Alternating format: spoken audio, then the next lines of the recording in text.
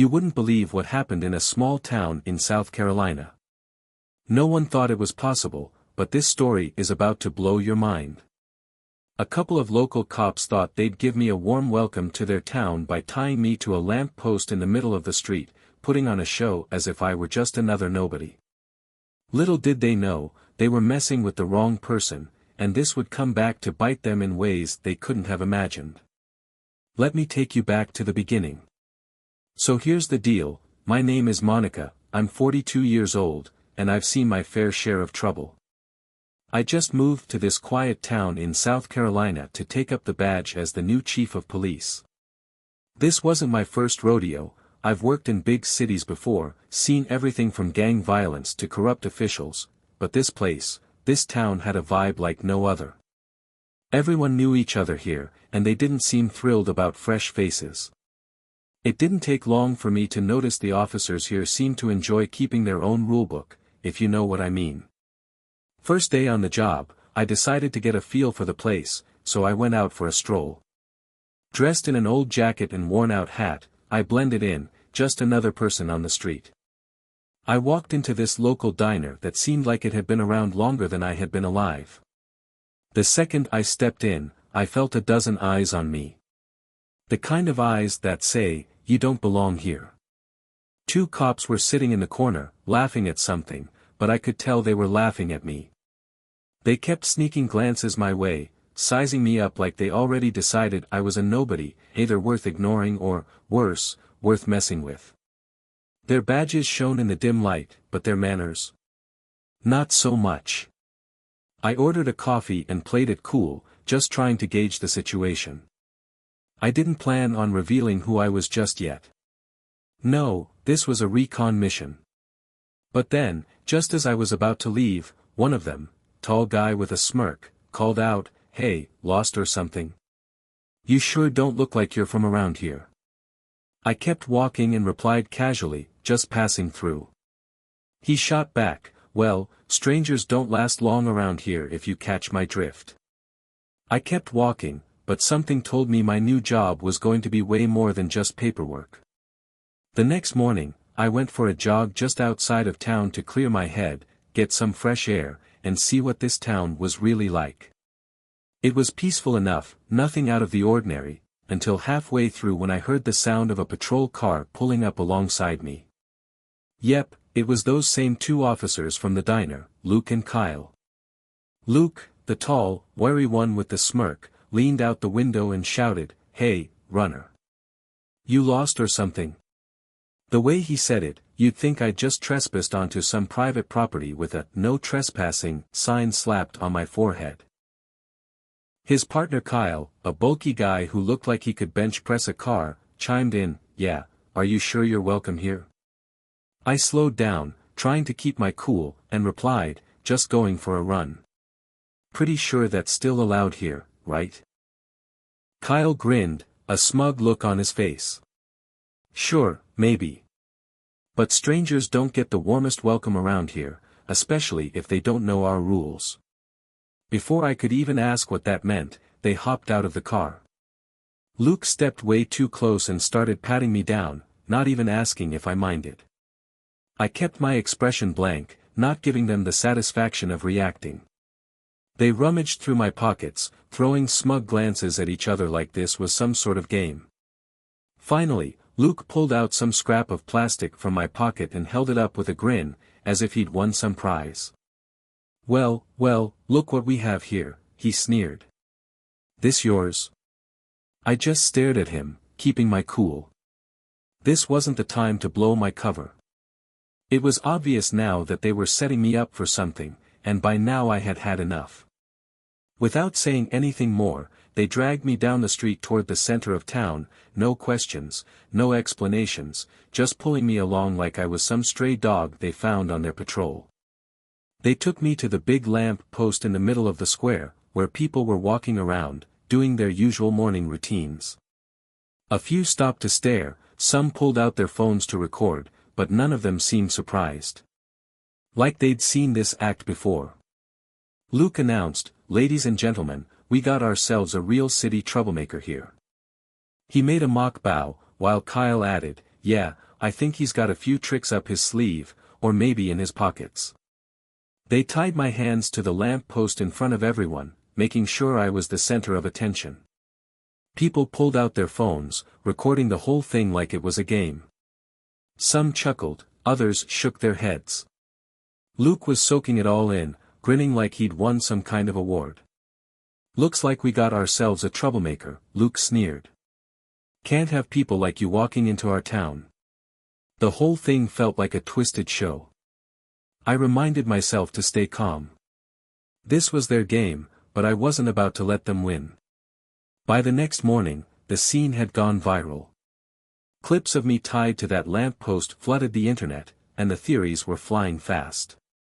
Some folks thought I was a drifter who'd crossed the wrong people, while others were questioning the cops, asking why I looked like I had stepped out of a Wild West show. The comments were relentless. Soon enough, local news picked it up, and journalists were all over the town. I could see them pushing through the crowd, looking for someone to give them a quote. One of them even cornered an old man who had been standing nearby, asking, "Did this man do something wrong? Did anyone see him commit a crime?" The old man just shrugged. "Beats me. Looks like the cops are just having some fun." But Luke and Kyle? They were riding high. They paced around the square like they owned the place, cracking jokes and posing for anyone who'd watch. They had no idea what was coming. I stood there, tied to the pole, letting them play their little game. The whole thing felt so surreal, like something out of a bad movie. It wasn't funny. It wasn't a joke. It was a humiliation, and they were feeding off the attention. But as I stood there, I had to remind myself, I had a plan. They didn't know who I was, and this little stunt was exactly the spark I needed to turn things around. The day went on, and the spectacle didn't die down. In fact, it was growing bigger by the hour. People were talking, the media was covering it, and all I had to do was wait. I wasn't some random outsider to be messed with. No one had bothered to check who I really was, and they were about to find out. That night, my phone rang.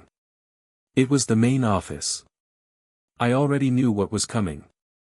Word had reached up the chain, and things were about to escalate.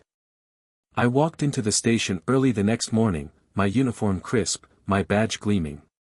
It was time to put an end to this. No more games.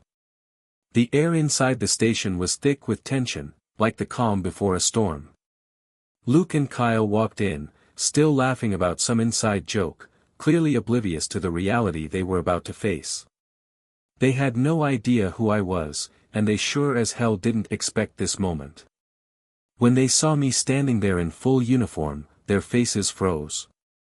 The smirks they'd been wearing disappeared, replaced with wide-eyed panic. I let the silence hang, watching them squirm. Finally, I broke it.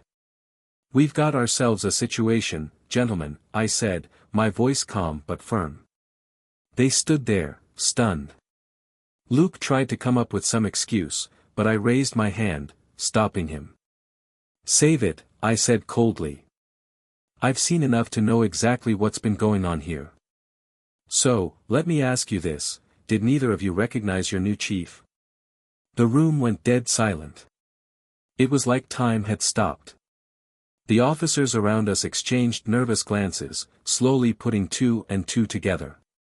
Luke and Kyle stood frozen, looking like they had just realized the gravity of the situation. They had no way out. I pulled out my phone and hit play on the video, the one from yesterday. The whole humiliating scene, the mockery, the sneers, the troublemaker jabs. I held it up for everyone to see. "In case anyone's confused," I said, "this is what went down. These two thought they'd have a little fun at the expense of a stranger, without even bothering to check who I was." I watched as the rest of the officers processed what they were seeing. Shock turned to disgust as they realized how deep Luke and Kyle had taken things. Luke, realizing that his act was crumbling, squared his shoulders and said with a defiant tone, "Look, this is just how things work here. It's a tradition. We mess with the outsiders to keep them in line." I raised an eyebrow. Tradition? So, you have a tradition of publicly humiliating people just because they're new in town? Luke's grin faltered. He looked around the room, hoping for support, but no one backed him up. The other officers were starting to see just how wrong this was. It's harmless fun, Kyle chimed in, trying to salvage the situation. But his voice lacked conviction. I glanced around the room. The officers were looking at each other with a mix of disbelief and discomfort. The reality was sinking in, they were starting to realize how much damage Luke and Kyle had done. And, in that moment, I knew their tradition was coming to an abrupt end. The situation didn't stay contained for long. It spiraled out of control quickly. The next thing I knew, reporters were camped outside the station, and the story was everywhere. Local news stations were covering it, talk shows were picking it up, and the public was demanding answers. The town that had once turned a blind eye to the antics of Luke and Kyle was now in an uproar. People who had silently accepted the officers' behavior for years were finally speaking out, sharing their stories. I knew that what had started as a small incident was now a full-blown crisis. But it wasn't just about these two officers anymore. This was about the entire town facing the truth. I gathered the entire team in the main hall, no more playing nice. I looked around at every officer in the room. From this point on, I said, my voice steady, any behavior that disrespects the people in this community will be met with immediate termination. No warnings. No second chances. There was a heavy silence as everyone absorbed what I was saying. The air was thick with tension. Luke and Kyle stood off to the side, their faces pale. They had realized, in that moment, that their days of being untouchable were over. Without another word, I reached into my pocket and pulled out 2 termination forms. I signed them with a firm hand and handed them to the 2 officers. Hand over your badges, I said. Your time here is done. The room watched in silence as Luke and Kyle removed their badges, their faces showing that they finally understood the gravity of what they'd done. This was a turning point for the whole town. The days of turning a blind eye were over. The news of Luke and Kyle's firing spread like wildfire. For the first time in years, the community found itself discussing something other than gossip or routine. The police department, once a place of unspoken control, was now under scrutiny. No longer could the officers move with the same unchecked confidence. Every action, every word, every decision was suddenly being examined, and that was a change no one saw coming. That afternoon, the chief of the department called me into his office. It was a small, windowless room, the smell of coffee and stale paperwork hanging in the air. His face was grim, a far cry from the friendly demeanor he'd once offered me when I'd first joined. Don't think you've won, Davis, he said quietly, his tone measured but laced with a threat I could almost taste. You've made quite a mess. But remember, there are things in this town that go deeper than you know. I held his gaze, unwavering. I had seen enough of his kind to understand the weight behind his words. But I wasn't backing down now. Not when I had this chance to make things right. I'm not here to fight with you, Chief, I replied. I'm here to fix what's broken. This department, your town, needs change, whether you like it or not. His jaw clenched, but he didn't respond immediately. He turned his chair toward the window, looking out over the parking lot where the squad cars were parked, then back at me. Be careful, Davis, he warned. This isn't your fight. These people, this town, they have a way of protecting their own. And there are some who won't be pleased with your sudden interest in shaking things up. I didn't flinch. If that's what it takes, then so be it. The next few weeks were a whirlwind. Public sentiment was shifting. While some members of the community expressed support for me, others were uncomfortable with the disruption. Those who had long held sway over the town's unspoken rules were scrambling to hold on to power. I spent my days attending town meetings, listening to residents who had once been too afraid to speak out. The stories were heartbreaking, people who had been wrongly arrested, families who had suffered from unchecked police power, and individuals like me, who had tried to blend in only to be used as a pawn in a game of authority and corruption. In between meetings, I worked quietly with the mayor, who had been one of the few officials who supported my decision to fire Luke and Kyle. Together, we laid the groundwork for a new era of accountability. We talked about reforms to the police department, plans to establish civilian oversight, and ways to rebuild trust with the community. But as the days went by, it became clear that the forces working against change weren't going to just fade away. Every time I thought I was making progress, a new obstacle appeared. One afternoon, I found a threatening letter waiting for me on my desk. The envelope was simple, no return address, no markings. Inside was a single sentence, written in bold, shaky handwriting: "You don't know what you're dealing with. Stop while you can." I took a deep breath and folded the letter back into its envelope. I had been warned. But I wasn't backing down. Not now. Not after everything that had happened. The following week, I walked into the department for another shift, the tension in the air so thick I could practically taste it. Officers avoided eye contact, the usual chatter stifled by an uncomfortable silence. As I made my way through the station, I saw Luke and Kyle standing in the corner, talking to some of the officers who had been hesitant to make eye contact with me in the days since the firings. When they saw me, their faces tightened. They clearly hadn't given up on the idea of their power. But I wasn't concerned about them anymore. My attention was elsewhere. I approached the bulletin board where a few new reports had been pinned. Among them was a piece of paper that caught my eye, an announcement for an upcoming town hall meeting. It was clear what I had to do. If the town was going to move forward, there had to be a direct confrontation.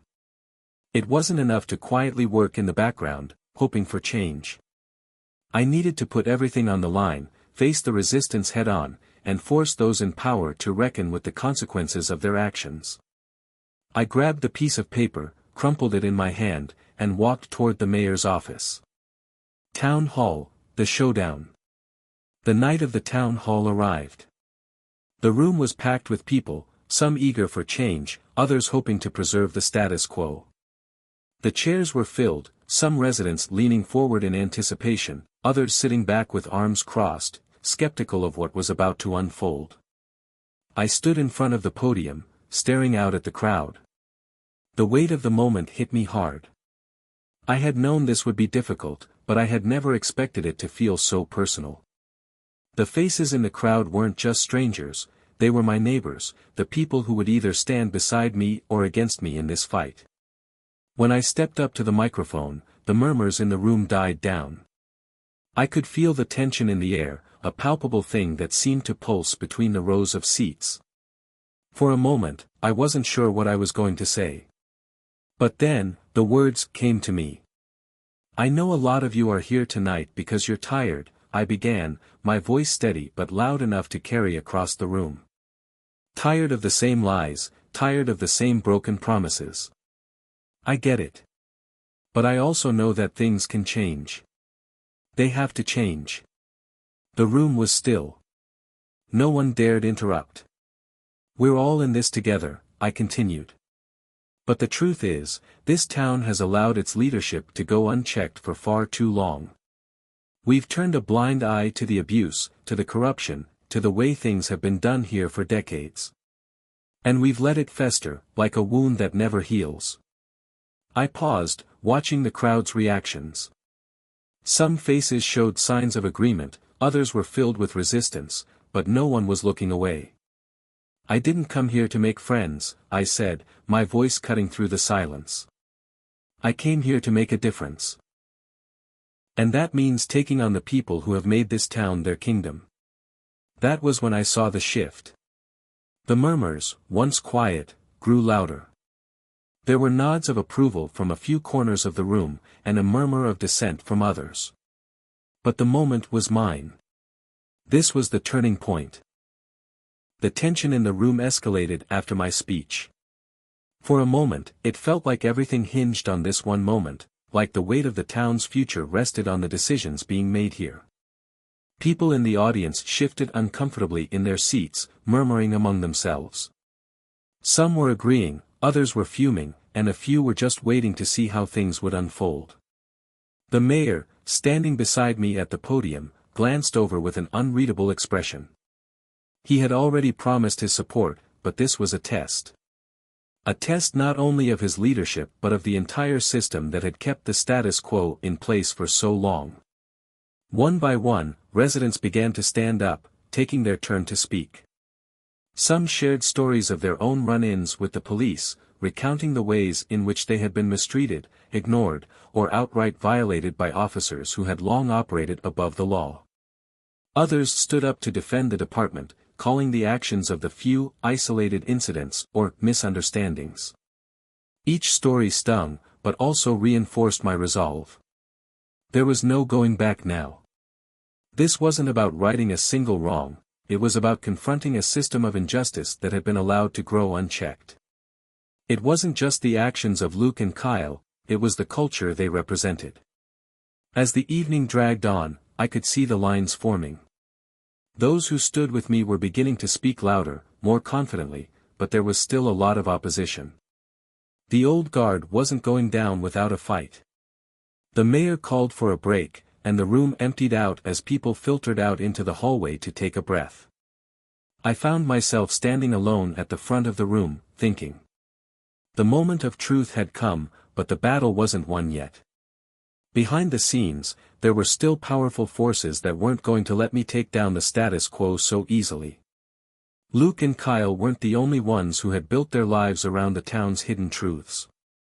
Before I could lose myself in those thoughts, I felt a hand on my shoulder. I turned to find Marie standing there, her face full of concern but also determination.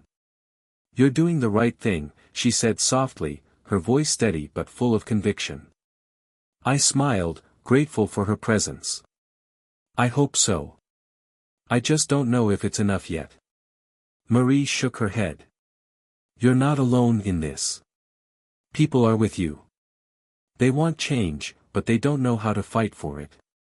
You're showing them how." Her words lingered in the air, offering a small sense of hope. But I knew this wasn't going to be easy. Not by a long shot. Backlash. The next few days felt like a constant battle. The town hall meeting had done little to ease the tension, in fact, it had only made things worse. The voices of those in support of the department grew more vocal, and whispers of dissent started to surface in unexpected places. People who had been my allies in the beginning were now questioning my methods, wondering if I was truly equipped to bring about the change I was preaching. Meanwhile, I began to receive more threats, some subtle, others more direct. My car's tires were slashed one morning, and later that week, I found a brick with a threatening note attached to it, left on my front porch. The police department, now under increasing scrutiny, was attempting to push back. New rumors spread that I had been coercing witnesses and planting false stories to undermine the department's credibility. It was clear they were doing everything they could to shift the focus off their own misconduct. But I couldn't back down now. I couldn't give them the satisfaction of seeing me falter. One night, after another grueling round of meetings and public pressure, I was sitting in my office, staring at the wall, when a soft knock interrupted my thoughts. I turned to see the mayor standing in the doorway, his face pale. "We have a problem," he said. His tone was urgent. I got up, following him into the hallway, where we found a few of his aides gathered around a small TV, their eyes glued to the screen. The news station was reporting a breaking story. An investigation into the firing of Luke and Kyle had just been launched by the state. The story claimed that the firings were the result of political retaliation and a smear campaign against law enforcement. "It's a setup," the mayor muttered, clearly shaken. "They're turning the tables on you. They've got the media on their side." I clenched my fists, anger bubbling beneath the surface. It was a common tactic, one that had been used for years by powerful individuals in town to deflect attention from their own misdeeds. But this time, it wouldn't work. Not if I had anything to say about it. Turning the tables. The media storm hit full force over the next week. Press conferences were held, and reporters hounded me at every turn, demanding answers I couldn't provide. They twisted my words, calling me a troublemaker and a divisive force in the town. The scrutiny was unbearable, but I kept my head up. The more they came after me, the more I knew I was doing something right. In private, the mayor and I began planning our next move. It was clear we needed to take control of the narrative. I started working closely with a few key journalists who had shown an interest in the truth, people who weren't swayed by the powerful forces backing the department. Together, we started piecing together a different story, a story that put the police department and its dirty dealings at the center. We uncovered internal emails and records showing the extent of the corruption that had plagued the department for years, from illegal surveillance on residents to the covering up of brutal incidents of police violence. It wasn't just Luke and Kyle, it was the system itself, rotting from the inside out. We took this evidence to the public, slowly releasing it piece by piece. It wasn't enough to just speak out anymore, we had to show the town what was really going on behind the scenes. The first piece of evidence we released was a damning video of Luke and Kyle engaging in a violent altercation with a local resident, all captured on a police body cam. The video went viral within hours, sparking outrage throughout the community. It was clear the public's opinion had shifted. By the time the state's investigation into the firings began, it was no longer just about me. It was about all of us, every resident who had suffered in silence for years, every person who had been afraid to speak out. We were all part of something bigger now. The pressure only intensified from that point on. Every move I made seemed to be under a microscope, and every conversation felt like it could be twisted into a weapon against me. But despite the mounting pressure, I felt something else, an undeniable sense of purpose. The ball was rolling now, and there was no stopping it. The town's response was a mixture of shock, anger, and fear. People who had once quietly supported the police were now starting to question everything.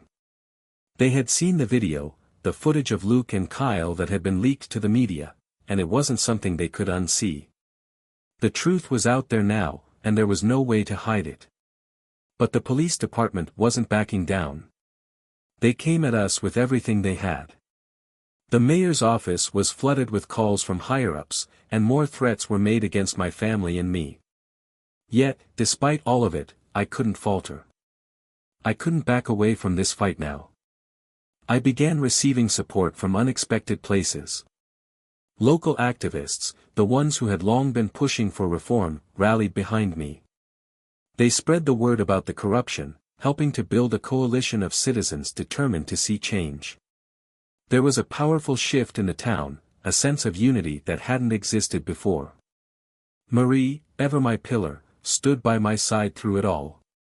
She helped me sift through the documents we had gathered, preparing for what we knew would be the next step, a public hearing. We had to take this evidence, these testimonies, and bring them before the town in one final, decisive act.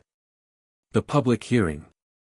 The day of the public hearing arrived with a heavy weight of anticipation hanging in the air. The room was packed, the atmosphere tense with uncertainty. The mayor stood at the front, flanked by members of the town council, their faces grim.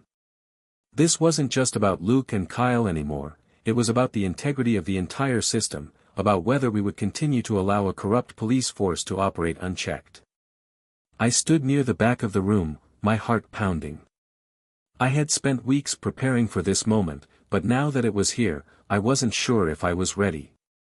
I had to speak, I had to convince everyone that the truth mattered more than their comfort or the old ways of doing things.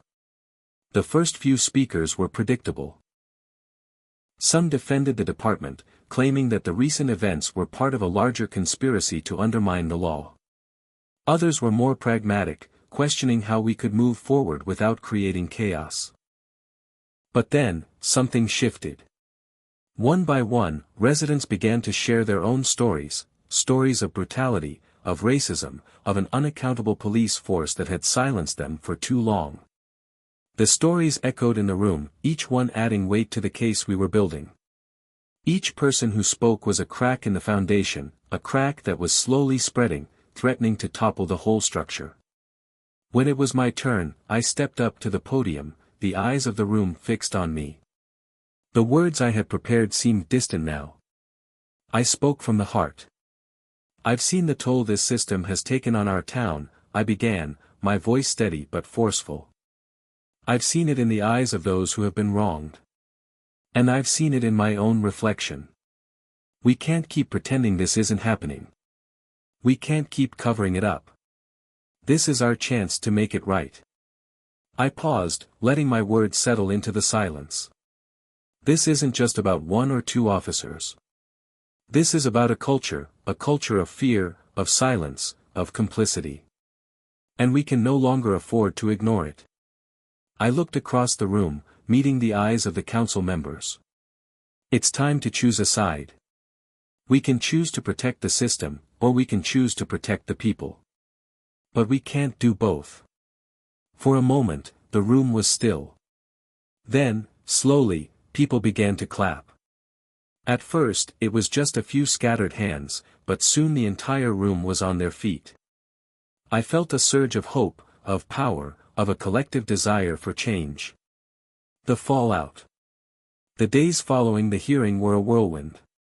It wasn't long before the media began to pick up on the momentum. News outlets covered the testimony, focusing on the outpouring of support for the people who had spoken out. The backlash from the police department was intense. They tried to discredit the witnesses, calling them troublemakers and radicals, but the damage had already been done. The mayor, under immense pressure, was forced to act.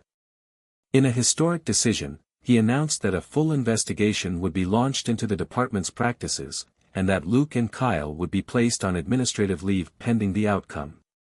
It wasn't a victory, not yet, but it was a significant step. The weeks that followed were tense. The investigation into the police department was thorough, and while there were setbacks, the pressure from the community continued to build. More testimonies came forward, more evidence was uncovered, and the town began to reckon with its painful history. But not everyone was pleased with the changes. There were whispers of resistance, of plans to push back against the reform. There were still those who clung to the old ways, unwilling to see the damage they had caused. But we had already begun to change the narrative. By the time the investigation concluded, the town was forever changed. The police department was restructured, with new leadership brought in to oversee reforms. Luke and Kyle were both charged with misconduct, and several other officers were either reassigned or forced to resign. It wasn't a perfect victory. There was still work to be done, and there were still battles to be fought. But we had opened a door that had been shut for far too long.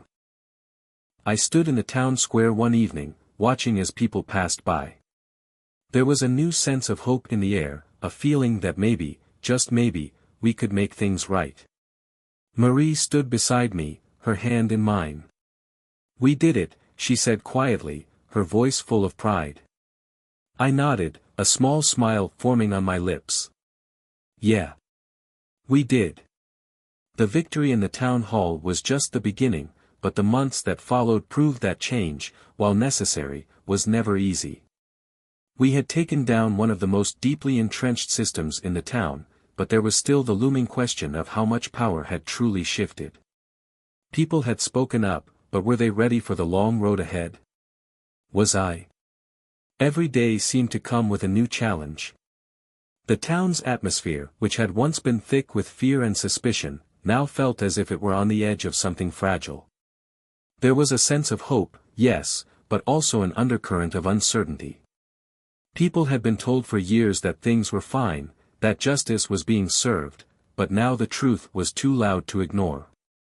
The investigation into the police department had already uncovered more than we anticipated, more systemic issues, more cover-ups, more lives destroyed.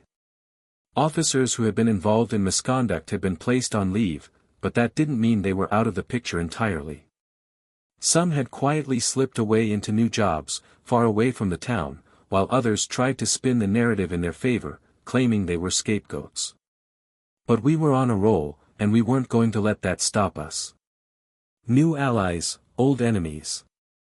As the investigation continued, new faces began to enter the picture. Some of them were allies, lawyers, activists, even journalists, people who had heard about the unrest and were determined to help us press forward.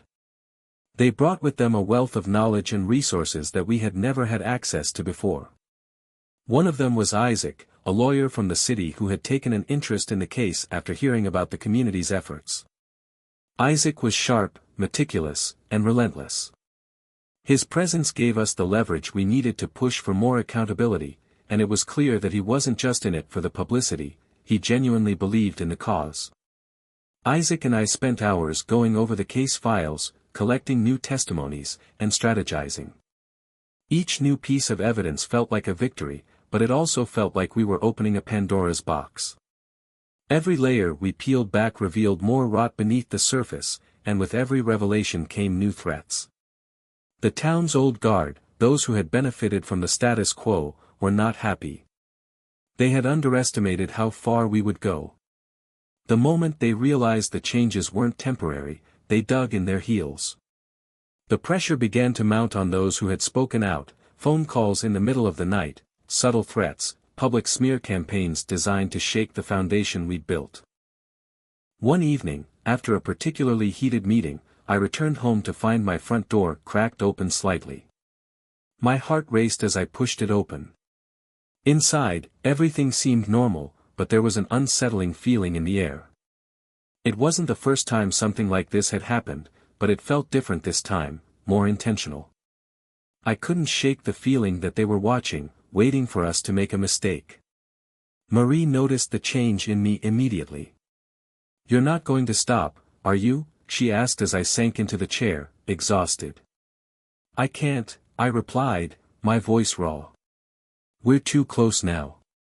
The truth is out. If we back down now, what have we done all this for?" Marie nodded, though I could see the worry etched on her face. She was scared too. But we both knew that this fight had become something bigger than any of us. Then came the moment we had all feared, the leak. Someone inside the investigation, someone we trusted, leaked a set of files to the media. The documents, confidential, crucial pieces of the case, were suddenly everywhere. They painted an even darker picture than we had imagined. The corruption in the police department wasn't just about one or two officers, it was systemic. Entire units were involved in illegal activities, ranging from drug distribution to human trafficking. The media blitz was overwhelming. The town was now under a microscope, every corner of it exposed. The leak had sent shockwaves through the community, and the backlash was immediate. Protests broke out in the streets, some in favor of the reforms, but others, organized by those still loyal to the police, began to grow louder and more aggressive. The police response to the protests was swift and brutal.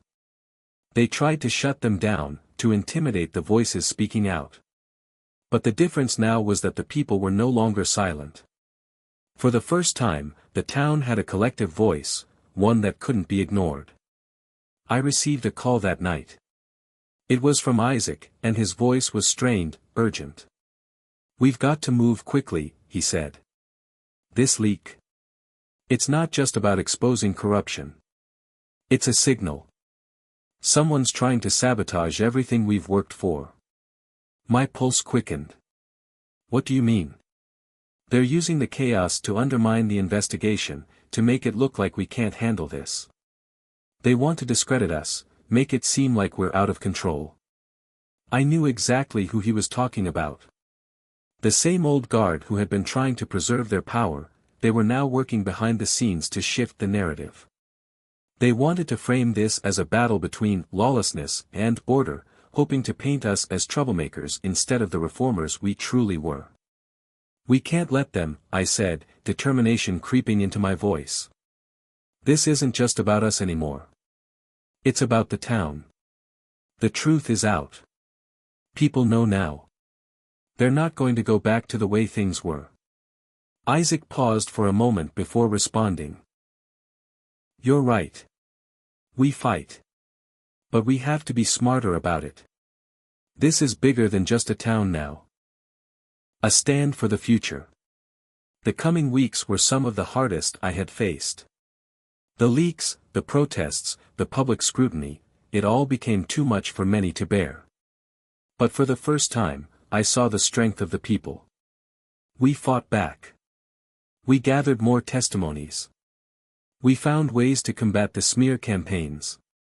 But even as we moved forward, I knew there was no turning back. What had started as a small spark of justice had grown into a movement, a force for change that no one could ignore. But I also knew it wouldn't be easy, and that the forces we were up against were powerful.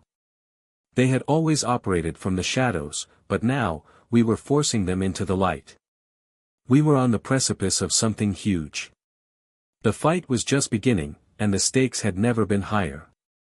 The weeks that followed the media storm were tense. There was no peace to be found, no quiet moments to gather thoughts.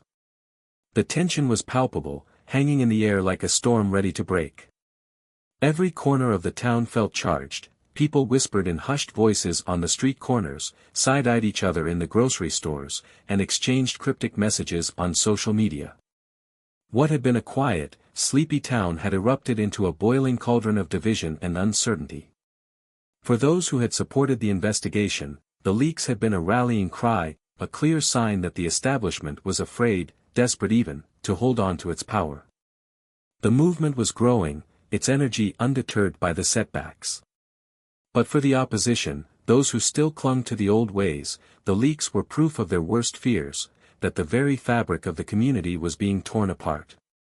They saw us as the enemy, the ones responsible for bringing chaos into their world of order and tradition. They weren't about to back down without a fight. The mayor, a man I had once believed was more moderate than his counterparts, had chosen his side. He publicly called for an emergency town meeting, a show of force to demonstrate that things were still under control. But in truth, he was trying to regain control, to keep the power he had so effortlessly wielded for years. His rhetoric was inflammatory, pitting those in favor of the investigation against those who wanted to protect the town's honor. I couldn't just sit by and let the mayor use fear to rally his base. I knew that the next few days would be critical. We had to make a stand, not just for justice, but for the future of the town itself. The meeting was held in the town's old high school gymnasium. The same gymnasium where decades ago, students had gathered for basketball games and school dances. Now, it would host something far more contentious. I stood with Isaac, Marie, and a few of our allies in the back of the gym, watching as the room filled with people. The tension was thick. The mayor, his loyalists, and the police department's most vocal supporters gathered in one section, arms crossed, faces set in defiance. The rest of the room, a mix of reform supporters and concerned citizens, filled the other side. The meeting started with the mayor's speech. He painted a picture of a town that had always been safe, a town that had always done things the right way. He spoke of the importance of maintaining law and order, even if it meant making tough choices.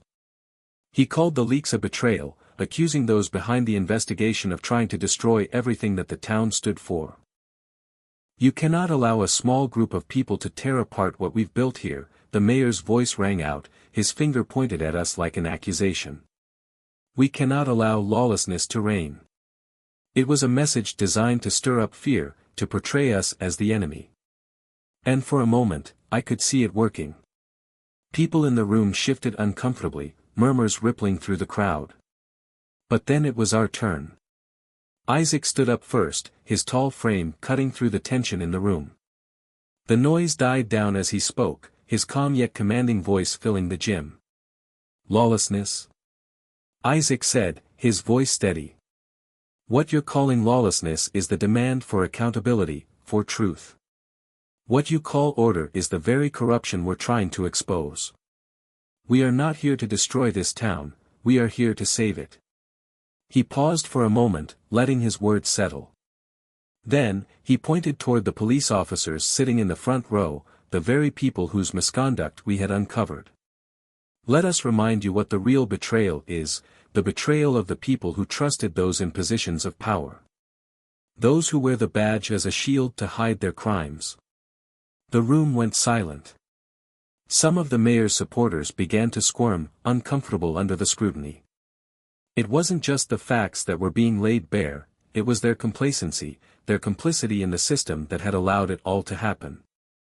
I followed Isaac, standing tall, my voice echoing through the room. We are not here to destroy this community, I said, we are here because we believe in it. We believe that the future of this town can be better, fairer, for everyone. It's time we choose justice over fear, truth over lies. The people deserve more than a system that protects the few at the expense of the many. The mayor's eyes flashed with irritation, but he said nothing. There was no argument to be made. The truth had been laid out in front of everyone, and the silence in the gym spoke volumes. Divided but unbroken. The meeting ended in chaos. The mayor stormed off stage, his supporters shouting behind him. Some tried to argue, to discredit our points, but their voices were drowned out by the clamor of voices demanding change. Outside the gym, protesters had gathered, their chants filling the streets. The mayor's attempt to regain control had only exposed the rift that had opened in the town. Despite the chaos, we felt a small sense of victory. We had taken a stand, and it had resonated with the people. But we knew that the battle was far from over. In fact, it was only just beginning. That night, I met with Isaac and Marie at a small diner. The atmosphere was quieter here, a temporary reprieve from the noise outside. We've made progress, Isaac said, his voice tired but resolute. But there's still a long road ahead. I nodded. I know. But we can't stop now. Not when so many people are counting on us. Marie, who had been unusually quiet, spoke up. We're not just fighting for justice anymore. We're fighting for the future. For a town that can finally be what it was meant to be. For a town where everyone's voice is heard. I felt a weight settle on my shoulders as I looked around at the faces of my friends, people who had risked everything to stand beside me. But it was a weight I was willing to bear. The road ahead would be hard, but I knew we weren't alone. The following days were a blur of activity. The town's divisions had only deepened after the meeting. Supporters of the investigation rallied at the town square, some even organizing a march through the main street. Meanwhile, the mayor called for stricter measures to curb unrest, leaning into fear as his weapon of choice. It was clear that we had reached a breaking point. The issues that had been bubbling under the surface for years, corruption, injustice, inequality, were now out in the open, and there was no turning back. But there was also something else. Something more insidious. In the aftermath of the meeting, an anonymous group began circulating pamphlets that accused us of being outsiders trying to destroy the community. The mayor's allies in the police department were rumored to be behind it, though no one could prove it. The pamphlets spoke of the real history of the town, warning people about the dangerous elements that sought to rewrite it. It was propaganda, pure and simple, but it worked on enough people to stir up fear. I sat with Isaac and Marie at the small apartment above the diner, the hum of conversation below barely reaching us. We were exhausted, but there was no time to rest. Have you seen these? I asked, tossing a few of the pamphlets onto the table. Marie picked one up, her face growing darker as she read through it. This is how they're going to fight back, she said. Distract people with lies, paint us as the enemy. They want to divide and conquer. Isaac clenched his jaw. They can try. But they're not going to win. Not this time. I looked at them both. Their resolve was comforting, but I couldn't shake the feeling that we were fighting against something far bigger than any of us. I think we need to do more than just defend ourselves, I said slowly. We need to expose them. Expose what's really been going on. Not just the police, but the system that's allowed this corruption to fester. Isaac nodded, but there was a wariness in his eyes. You're talking about going after the town's entire power structure. Yes. But we have to. If we don't, we'll be fighting the same battle over and over again. We fell silent, the weight of the task ahead of us pressing down. The cracks begin to show. The next few days saw us diving deeper into the town's history. The more we uncovered, the more disturbing the truth became. It wasn't just the police force that had been corrupt, the entire system had been built on lies and manipulation. The town's political leaders, business owners, and even certain members of the media had worked together to create a narrative that painted the town as a bastion of justice and fairness, when in reality, it was a breeding ground for discrimination, greed, and exploitation. There were deals made in dark back rooms. Land taken from vulnerable communities for pennies on the dollar. Legal loopholes that allowed certain individuals to enrich themselves while the rest of the town suffered. And the worst part, no one ever questioned it. No one had ever dared to challenge the status quo. Until now.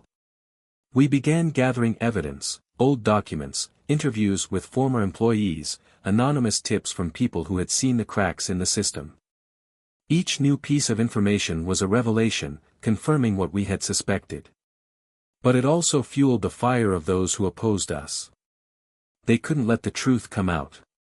They had too much to lose.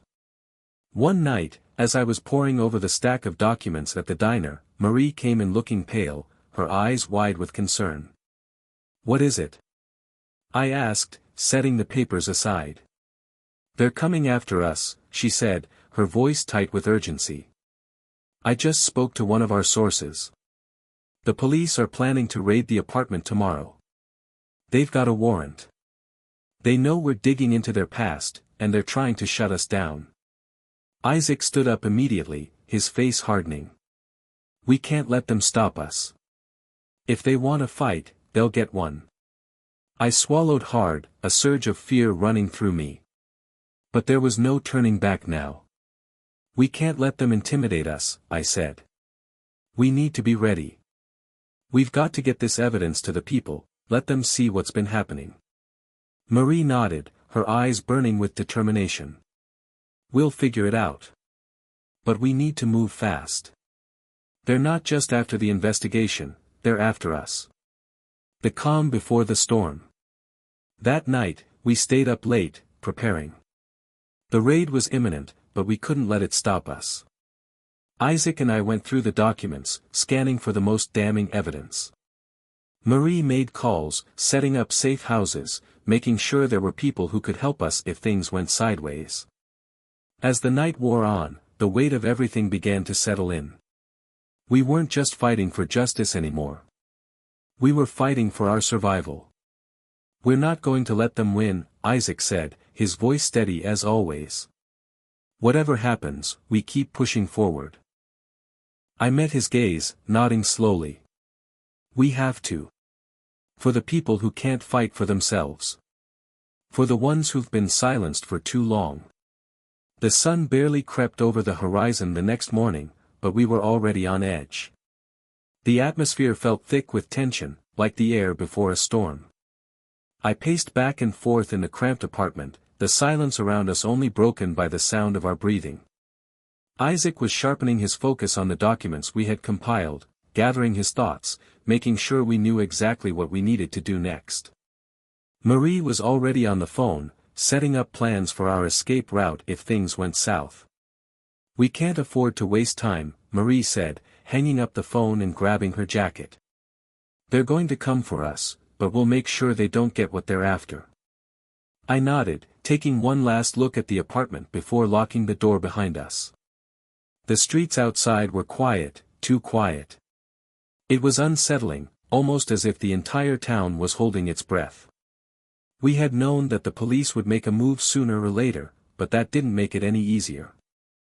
We weren't just up against Jake and Mike anymore, we were up against an entire network of corruption that had embedded itself in this town for generations. The system had always protected its own, and they weren't about to let us expose the truth without a fight. We didn't have much time. As we moved through the town's backstreets, trying to keep a low profile, we could hear the distant sound of sirens, closer than I expected. It was a reminder that the people who controlled this town were relentless, and they didn't take kindly to being challenged. "We need to make sure we get this evidence to the right people," Isaac said as he glanced over his shoulder, scanning for any signs of the law. "If we lose it now, everything we've done so far will be for nothing." I agreed, but there was another part of me that couldn't ignore the creeping sense of dread. We had spent weeks gathering everything we could, interviews with locals, confidential documents, everything we had uncovered about the town's crooked leaders, and now it felt like it was all hanging by a thread. "I think we need to split up," I suggested, my voice steady despite the nerves. "I'll go to the safe house. You two take the evidence to the media. The more people who know about this, the better." Marie and Isaac exchanged a look, both of them silently agreeing. The tension between us was palpable, none of us knew how this would end, but we couldn't afford to hesitate. "We'll meet up in a few hours," Marie said, her eyes narrowing. "Stay safe." I nodded, my heart pounding in my chest. As I watched Isaac and Marie disappear into the shadows, I felt a cold chill sweep over me. The weight of everything was settling into my bones. I arrived at the safe house, my thoughts racing. I could hear my pulse in my ears as I unlocked the door and stepped inside, only to be greeted by an unexpected sight: someone was already there. Standing in the middle of the room was Jake. He was alone, but his presence felt like a storm waiting to break. "You think you've won, don't you?" he sneered, his voice cold and hard. "You think you've got this all figured out?" I didn't move. My hand instinctively reached for the phone in my pocket, but I kept it still. "What do you want, Jake?" His lips curled into a smug smile. "You're too late. You're not getting away with this. This town belongs to people like me. People who know how to keep things under control. You're just a stranger here." I didn't flinch, but I could feel the weight of his words pressing against me. "This town belongs to the people, Jake. Not to you." He took a step closer, his eyes hardening. "People like you never understand. You think you can come in here, tear everything apart, and walk away untouched. But you won't. Not this time." I stood tall, trying to mask the anxiety that gnawed at me. "You're wrong. People are waking up. You can't keep them down forever." For a moment, there was nothing but silence. It was thick with unspoken threats, a standoff that could explode at any moment. But before I could respond, the sound of sirens grew louder. Jake's face twisted in frustration. "You think you've won, but you're just beginning to understand how far we'll go to protect this town. You're out of your league." I didn't answer him. Instead, I turned on my heel, pulling out my phone and hitting the emergency contact that would send the information straight to the press. The evidence was out now, nothing could stop it. The truth was going to be revealed, whether Jake liked it or not. Back at the station, the fallout had already begun. News vans lined the streets, reporters were gathering outside, and the tension was palpable. Word had spread fast, the police had crossed a line, and now the town was paying the price. Inside, the officers were divided. There were those who had turned a blind eye to the corruption, and there were those who were sick of it, ready for change. It was a dangerous mix of loyalties, and I knew it wouldn't take long before the cracks in their unity began to show. Marie and Isaac eventually returned to the station. The evidence was in the hands of the press, and the media frenzy had begun. But we weren't done yet. The real work was just starting. The people in power were going to fight back with everything they had, but we had exposed them. We had given the town a glimpse of the truth. Now, the real question was, would the people rise up with us? Or would they remain silent, letting fear and complacency rule their lives? It wasn't just about Jake and Mike anymore. This was about something much bigger. This was about the future of the town itself. The air in the station was thick with tension. The press was outside, eager for any scrap of information they could get, but we had more pressing concerns. The evidence was out, the public was demanding answers, and the police department was at a crossroads. Isaac, Marie, and I huddled in the back office, the door locked. We knew that things were about to escalate, faster than we had anticipated. There was no going back now. "We need to be ready for what comes next," Isaac said, scanning over his phone. "The news is already spreading, and if the people in power haven't come after us yet, they will. This is bigger than any of us." Marie nodded, her arms crossed tightly over her chest. "We have to make sure the story doesn't die here. We need more than just public outrage. We need action." I sat at the table, my fingers tracing the edges of the evidence folder. The thought of how far we'd come, how much we had risked, weighed on me. But we weren't the only ones feeling the pressure. The real question was what the people, ordinary people, would do with the truth. The door creaked open, and Detective Harris stepped inside. He was an older officer, one who had seen his fair share of corruption but never had the courage to speak out. Now, his face was drawn, his expression grim. "You three need to leave. Now." His voice was low, almost urgent. "They're coming for you. All of you." Marie stood up quickly, the weight of his words sinking in. "Who's coming? What do you know, Harris?" Harris glanced around, ensuring no one was listening. "The department's divided. There are some of us who want to see change, who want to do the right thing. But there's also a faction that's too deep in with Jake, Mike, and the other corrupt officials to back down. I don't know who's behind it, but they've got people everywhere. You can't trust anyone." Isaac's jaw clenched, and I could see the gears turning in his mind. "So what do we do now? We can't just run." Harris looked at us, his eyes hardening. "I'm not asking you to run. But I'm telling you, if you want to make it out of here, you need to go underground. Get out of the town, let the storm pass.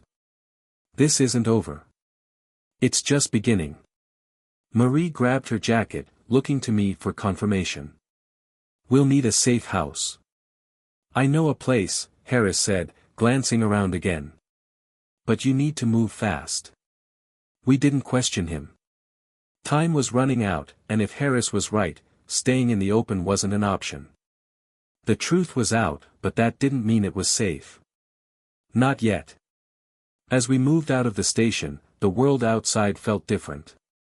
The streetlights flickered, casting long shadows in the growing darkness. The sirens were still there, but now they seemed more distant, like the calm before the storm. "We'll take the back alley," Marie suggested. "It'll be safer." We nodded in agreement, but before we could take a step, a figure stepped out of the shadows. It was Jake. "Thought you could slip away, huh?" His voice was icy, filled with venom. "You're not going anywhere." Isaac moved to step forward, but I held him back. "Jake, this has gone too far. The people know the truth now. What are you trying to protect?" Jake sneered. "I'm not protecting anything. I'm trying to survive. And you? You're standing in my way. I warned you, this town doesn't belong to people like you." I took a deep breath, fighting to stay calm despite the overwhelming anger that boiled in my chest. "You think you're the only one who has something to lose? This town belongs to everyone, Jake. Not just you and your cronies." The silence between us stretched, heavy and thick. For a moment, I thought maybe he was going to back down. But instead, he reached into his jacket, pulling out a gun. "You don't get it, do you?" His voice was low, a warning. "You've put yourself in the crosshairs. There's no turning back now." Marie stepped forward, her hand subtly going to her side. "You don't want to do this, Jake. Put the gun down." Jake's eyes flickered, uncertainty flashing in them for a split second. But it was gone just as quickly as it appeared. "You think you can stop me? I've been running this town for years.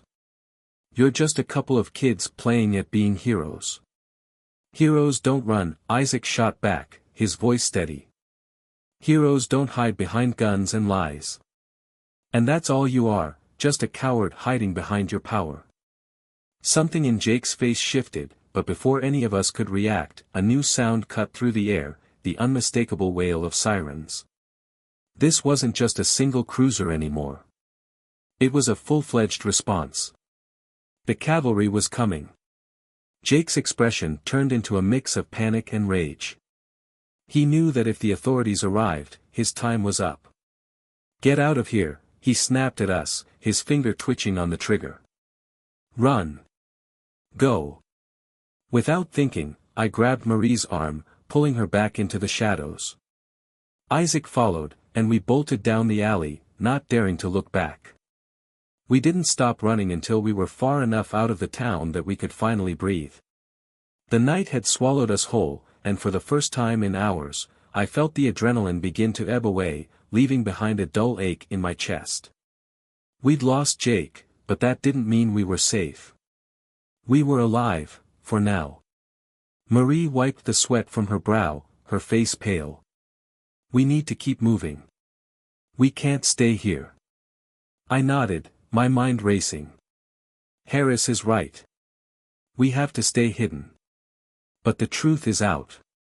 It's just a matter of time before the people stand up. Isaac adjusted his bag, glancing back toward the town. "We've started something. But we haven't finished it yet." I looked at the both of them, the weight of what we had done, and what we still had to do, sinking in. "We'll finish it. Together."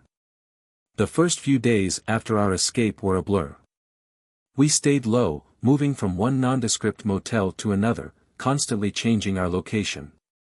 Even the air felt different, heavier, like everything we had worked for, everything we had risked, was just a fragile moment away from collapsing. Marie was the first to suggest we reach out to some of the people who had been on the front lines of the protests. People who were hungry for change, who might understand the urgency of the situation. They might even be able to help us mobilize what was left of the momentum from the exposure. "I think it's time to talk to them," Marie said one evening as we sat in a rundown motel room, the flickering TV in the background reporting on the growing protests in the city. "We need to push harder, make this a movement." Isaac nodded. "We can't do it alone anymore. If we stay out of the picture, Jake and the others will just slip back into their routines, get things under control. We need the public to be on our side." I agreed, but there was something weighing on me. Something I hadn't been able to shake off. I could feel the eyes of the world on us, but I also knew that the forces behind Jake's corruption wouldn't give up easily. And the closer we got to the truth, the more dangerous it would become. As we talked strategy, there was a knock at the door. Marie's hand instinctively went to her waist, where she kept a small, concealed firearm. Isaac stood up quickly, moving toward the door. But when he opened it, it wasn't a stranger, or worse, another threat, it was someone we never expected. "Detective Harris. I had a feeling you'd be here," he said, stepping inside without waiting for an invitation. "We need to talk." Harris had always been a man of the system, someone who had worked his way up through the ranks with a quiet, almost invisible determination. But now, with everything that had happened, he wasn't the same person he had been when we first met him. "You've put me in a tough spot," Harris said, glancing around the room as though checking for any hidden surveillance. "I didn't want to believe it when you first told me what was going on. I wanted to think that I could just keep my head down, do my job, and let others deal with it." He paused for a moment, as if collecting his thoughts. "But that's not who I am anymore." "You're right. There's a system in place, and it's corrupted from the inside out. I can't stay silent." Marie exchanged a glance with Isaac. We had to be careful. While Harris had come to us in a moment of crisis, we couldn't trust him completely, not yet. "So what's the plan?" Isaac asked, his voice tight with suspicion. Harris lowered his voice. "You can't take this on alone. And I'm not just talking about you three. There are more people, inside the department, outside it, who want to see this change happen. You just have to know who to trust. He slid an envelope across the table. Inside was a list of names, some we recognized, some we didn't. But one stood out. A name I hadn't expected to see on that list. Jake's chief of staff, I muttered. What does he have to do with this? Everything, Harris said. He's the one who's been pulling the strings. Jake's just the muscle. This guy. He's the one making the deals, covering up the messes. If you want to take them down, you'll need to get to him first. Marie raised an eyebrow. You think we can just waltz in and arrest him? He's got too many connections. It won't be that simple. Don't just think about the law, Harris said, leaning in closer. This isn't just about taking down one corrupt cop. It's about showing people that the system can change, that it isn't invincible. We all sat in silence for a long moment, weighing our options.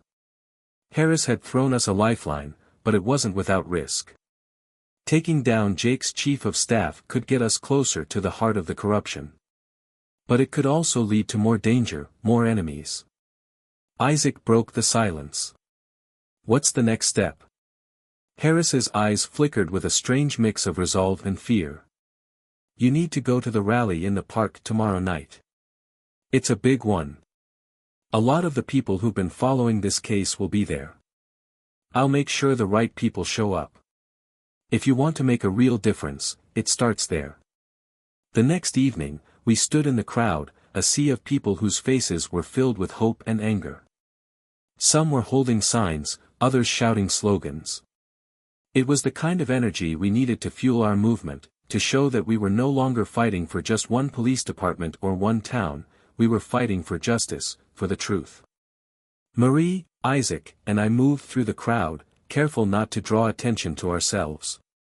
We kept our eyes on the stage, where a local activist was about to speak. We had come for answers, but we also had come for something bigger. We needed to take that stage and make the truth known to everyone there. We have to be ready, Marie whispered. Once we go public, there's no turning back. I know, I said, glancing around at the faces in the crowd. But we're not just exposing Jake anymore. We're exposing a system. Suddenly, a voice echoed through the speakers. The crowd quieted, and all eyes turned toward the stage. Tonight, we are here to make our voices heard, the activist said, rallying the crowd. The people are tired. We've seen too much corruption, too many broken promises. But now, we stand together. And we will not back down. At that moment, I felt the pulse of the crowd. We were no longer just a few voices crying in the dark. We were the beginning of something much bigger. We were a movement. The rally had been everything we needed and more. The energy in the crowd was palpable, like electricity in the air. People were finally listening, their voices united in anger and determination. But as the evening drew to a close, I couldn't shake the gnawing feeling in my gut. We had made a splash. We had lit a spark. But sparks could easily be snuffed out. The truth we were fighting to expose was bigger than we realized, and it wasn't just the corrupt officers we had to worry about. It was the people who protected them, the ones pulling the strings behind the scenes. As we left the rally, the streets felt different. The world outside felt charged, tense. Every shadow seemed like it was hiding something, someone watching us. I don't like this, Isaac muttered as we turned a corner, ducking into a narrow alleyway to avoid being seen. We're playing with fire. And I don't know how much longer we can stay out of the flames. You're not the only one, I said, glancing back toward the street. But if we stop now, it's all for nothing. Marie's voice broke through the tension. We keep moving. Keep pushing. We can't stop. We didn't talk much more after that. There was too much at stake. Too many people counting on us to make it through. The next morning, we met with Harris again in a small, dimly lit diner on the edge of town.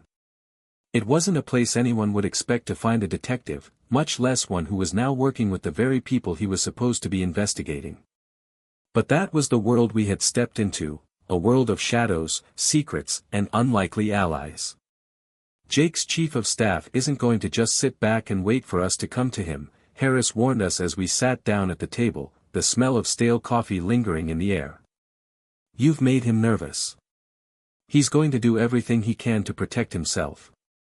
And what about you? Marie asked, her eyes narrowing.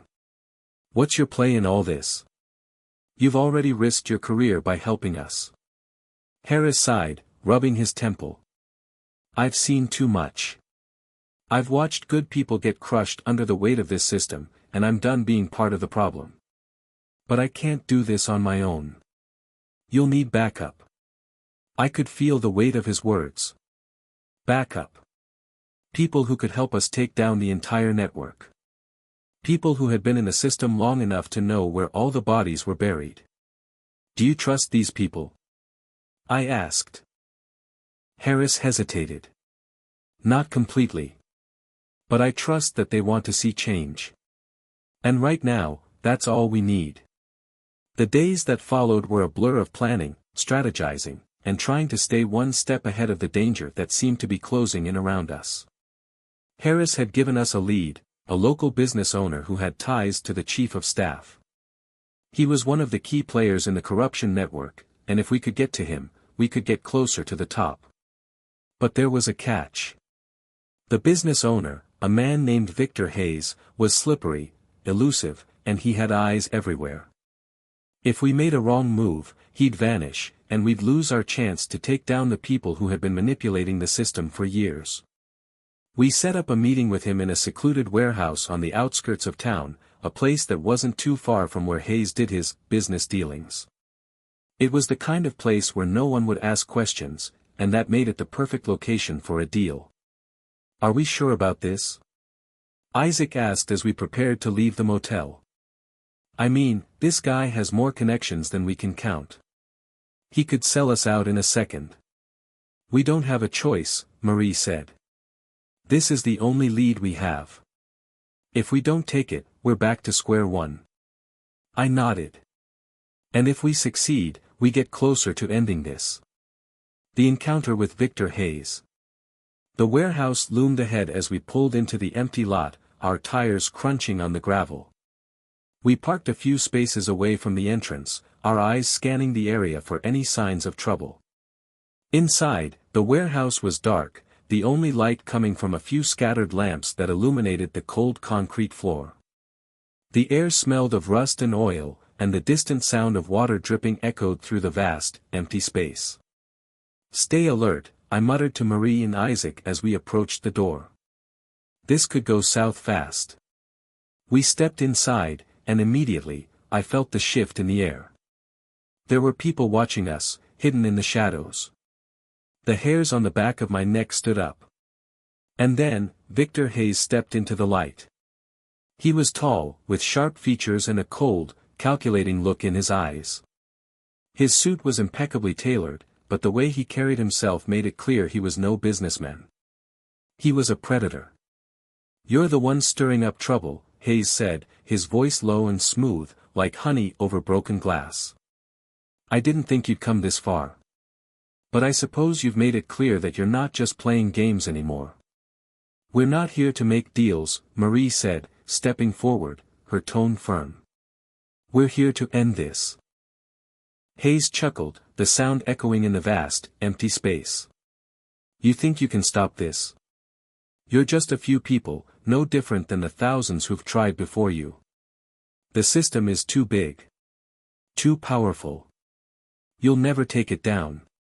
His words hung in the air like a challenge, but we didn't back down. We'll see about that, I said, my voice steady despite the rising tension. In the distance, I could hear the faint sound of sirens approaching. Time was running out. The sound of sirens in the distance grew louder, closer. My heart raced in sync with the blaring noise as Hayes smirked, almost too calm for someone who was about to be exposed. You're running out of time, he said, his eyes glinting with amusement. You think you can dismantle this network? The very system that built this city. You don't even know the half of it. The sirens were almost at the entrance now. The warehouse felt suffocating, as if the walls themselves were closing in on us. I exchanged a quick look with Isaac and Marie. I think it's time we take this conversation to a more private location, I said, my voice low. Without warning, I lunged forward, knocking aside one of the nearby crates, revealing a hidden door behind it. It wasn't much, but it led into a series of underground tunnels that I knew would get us out of sight. Move! I barked, and the three of us darted toward the door, shoving it open just as Hayes called after us. Running away? You think you can escape this mess? The city's crawling with my people. They'll find you. They'll all find you. I didn't bother to respond. Our only goal was survival. And if we could make it out alive, we'd find a way to take Hayes down, one piece at a time. The tunnel was damp, cold, and pitch black. We stumbled through it, each of us trying to stay as silent as possible. The only sound was our footsteps and the rush of our breathing, heavy and erratic. I knew these tunnels. I had to. We were right beneath the city's old underground infrastructure, a labyrinth used for smuggling and illicit dealings long before I got involved in this fight. If we could just make it to the end, we'd have a chance to regroup. But my thoughts kept returning to Hayes. His words echoed in my mind, the system is too big. Too powerful. Was he right? Could we really take it down? We'd started this fight to expose the corruption in the police force, but it was so much bigger than that. It wasn't just a few bad cops, it was a network, a corrupt web that stretched to the highest echelons of power. We weren't just up against officers. We were up against people who could ruin us, destroy us without a second thought. People with enough power to silence an entire movement. But I couldn't stop now. We couldn't. This had gone too far, and we were in it for the long haul. Isaac's voice broke the silence. What now? We can't just stay down here. They'll be looking for us. We wait, I said, my voice tight with frustration. We wait until the heat dies down, and then we go after Hayes. He knows too much to let go. Marie nodded. He's just the tip of the iceberg. If we take him down, we can expose the whole system.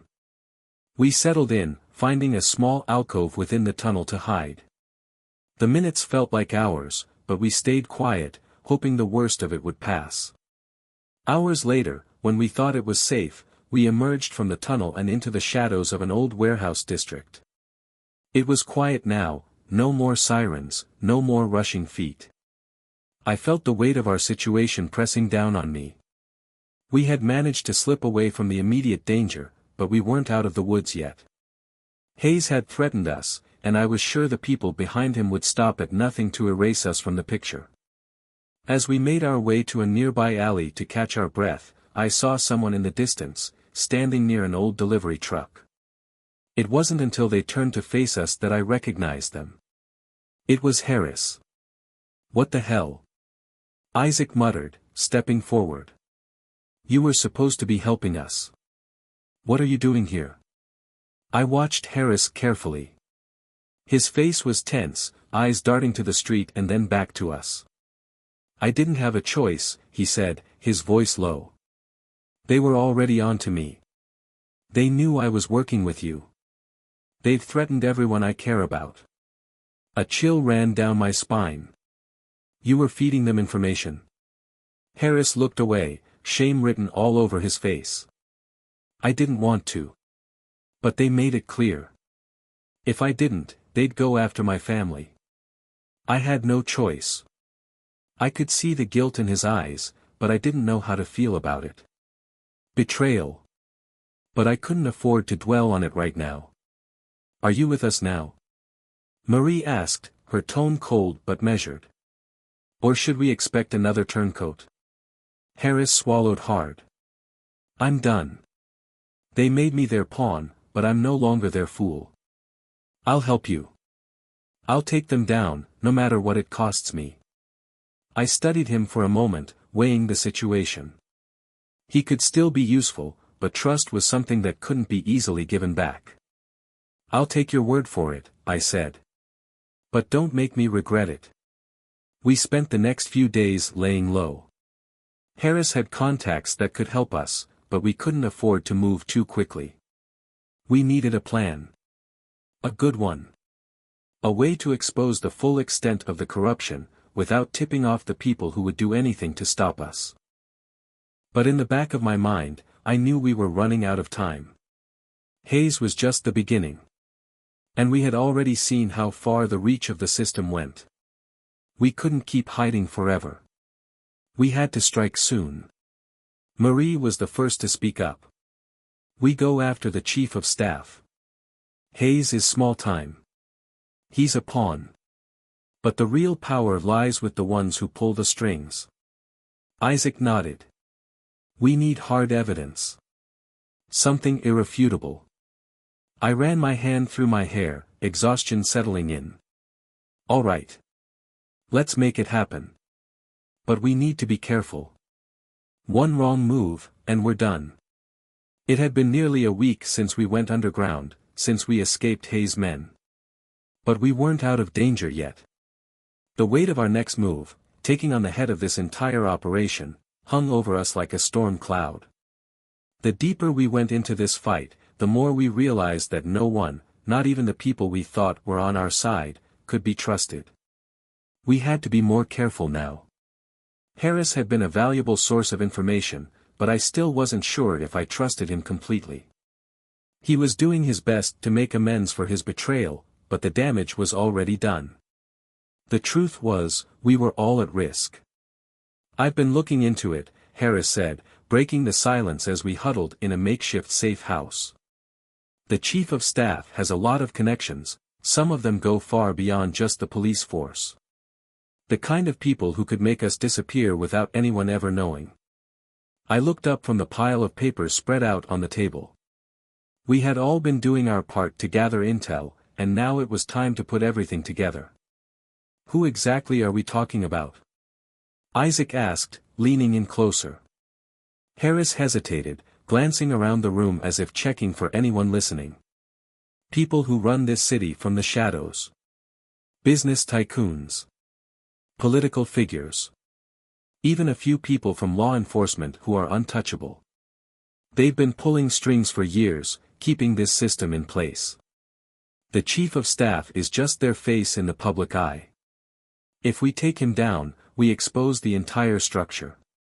I nodded, absorbing the information. This was bigger than I'd ever imagined. The corrupt system we had been fighting wasn't just a few bad cops or even the officers behind the scenes. It was an entire network of people who had been manipulating everything, from the streets to the highest offices. But there was a risk involved. A risk that could bury us forever if we weren't careful. "We need concrete evidence," I said, staring at the stack of files in front of me. "Something irrefutable. Something that links him to the others." Marie spoke up, her voice steady. "I've got a contact. Someone who works with the chief of staff's office. They've been feeding me information for a while now. If we play it right, they can get us what we need." I looked at her, measuring her words. "How sure are you? This could be a trap." "I trust this person," she said, nodding. "They've already helped us once. They want to see the system torn down as much as we do." "All right," I said. "Let's make contact and see if we can get what we need. But we move carefully. One wrong move and we're done." The next few days were a blur of covert meetings, encrypted messages, and careful planning. We kept a low profile, using burner phones and fake IDs to keep track of the chief of staff's movements. Marie's contact, a woman named Nina, had come through with a lead, a set of documents that detailed illegal financial transactions, some of which linked the chief of staff to the criminal underworld. It wasn't much, but it was enough to get started. "I've got the files," Marie said, looking over her shoulder nervously. "We meet in an hour. We hand them off to the press, and we make our move. But just as we were about to leave the safe house, Harris stopped me. "I need to tell you something," he said, his face pale. I've been working with someone else. Someone who might be able to help us get closer to the chief. But you need to trust me." I clenched my jaw. "Harris, this isn't the time for games. Who else are you working with?" He hesitated, clearly struggling with the weight of his confession. "It's John Blake.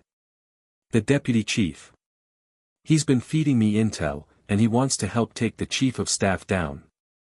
He's part of the system, but he wants out." I stared at him, disbelief spreading through my chest. "Blake? The deputy chief? Are you serious?" "I know," Harris said, voice shaky. "But he's on our side.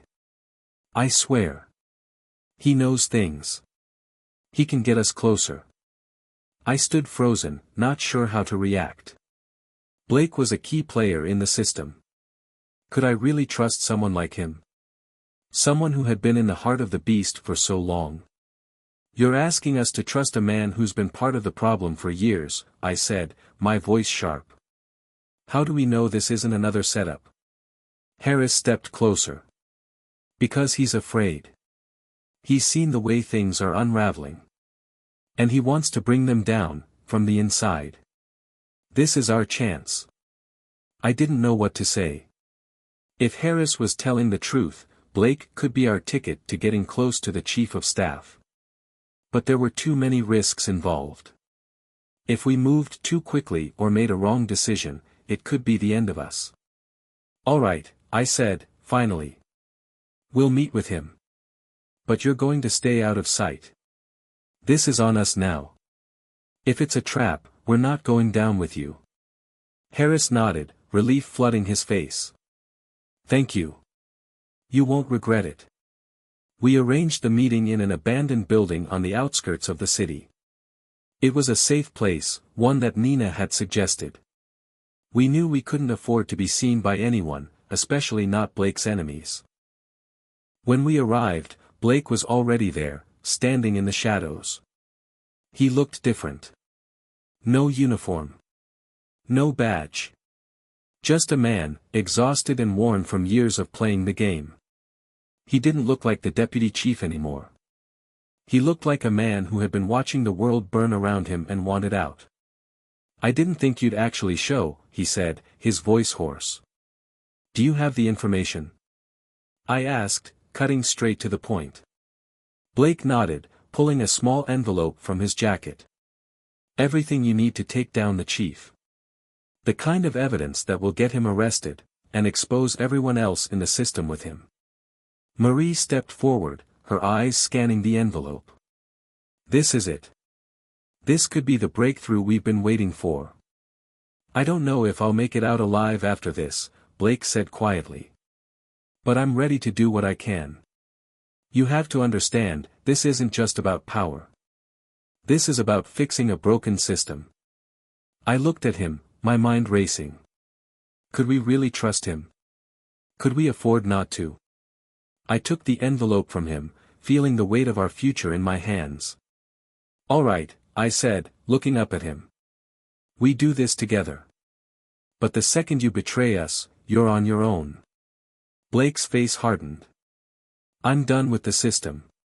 This is my last shot at redemption." We shook hands, sealing the deal. This was the beginning of something bigger. And for the first time, I could see a path forward. We had the evidence. We had the inside man. Now, we had to make sure it all worked. It felt surreal, holding the envelope with the key to bringing down the chief of staff. The documents inside were more than just paper, they were the potential spark to ignite a fire that could burn the entire system to the ground. Everything we had been fighting for, every sleepless night, every brush with death, was leading up to this moment. But despite the weight of it all, the room felt unnervingly quiet, like the calm before the storm. "Do we really trust him?" Isaac asked, his voice low, cutting through the silence. He was sitting across from me, his eyes narrowed in thought. Blake could be playing us. This could all be part of some bigger game. I glanced down at the envelope, still unsure. Blake had been a part of the corrupt system for so long. But his desperation, the raw fear in his eyes, it had been real. There was no denying that. I don't know, I admitted, but if he's right, if this evidence is what he says it is, we have a chance to finally expose everything. And we need to take that chance. Marie stepped forward, her expression firm. We don't have time to second-guess ourselves. This is our moment. If we don't act now, we'll lose everything. I nodded, locking eyes with her. She was right. We couldn't afford to hesitate. The truth was in our hands now, and it was time to make the next move. We spent the next few hours preparing, going over the plan one last time. The idea was simple: get the documents into the hands of a trustworthy journalist who could expose them to the public. It had to be someone with enough clout to make sure the story went mainstream and couldn't be buried. Marie had already reached out to her contact at the local paper, a reporter named Maxine who had been quietly working on a story about police corruption. Maxine was a veteran in the business, known for her investigative work. If anyone could bring this to light, it was her. The journalist's office is secure, Marie said, her phone pressed to her ear. She's ready to meet tonight. We'll hand her the documents, and she'll take it from there. We were all on edge as we left the safe house, taking every precaution to avoid being followed. Every corner we turned felt like it might be our last. It wasn't just the chief of staff's people we had to worry about anymore, it was anyone who had a stake in keeping this dirty secret hidden. Isaac and Marie kept watch as I led the way, my heart pounding in my chest. We were almost there when the first sign of trouble hit. A black sedan rolled up beside us, slow but steady. The windows were tinted, but I could see the faint outline of a figure inside. "Get down!" I hissed, grabbing Marie's arm and pulling her into the alley. Isaac was already on the move, ducking behind a dumpster. We had barely made it a few steps when the sedan stopped, its engine idling. My instincts told me this was no coincidence. They were watching us. I motioned for everyone to stay low. "We've been made," I said quietly. "We have to move, now." We started moving faster, cutting through the backstreets, but the sedan stayed close, following us without making a sound. It was too perfect, too calculated. "Damn it," Isaac muttered. "They know. This is bad." We rounded a corner, and the car followed suit, its headlights glaring behind us. We had no choice but to run. The pressure was mounting, the weight of the world on our shoulders. One slip, one mistake, and we'd be caught. I could feel the tension in the air, like a rubber band stretched to its limit.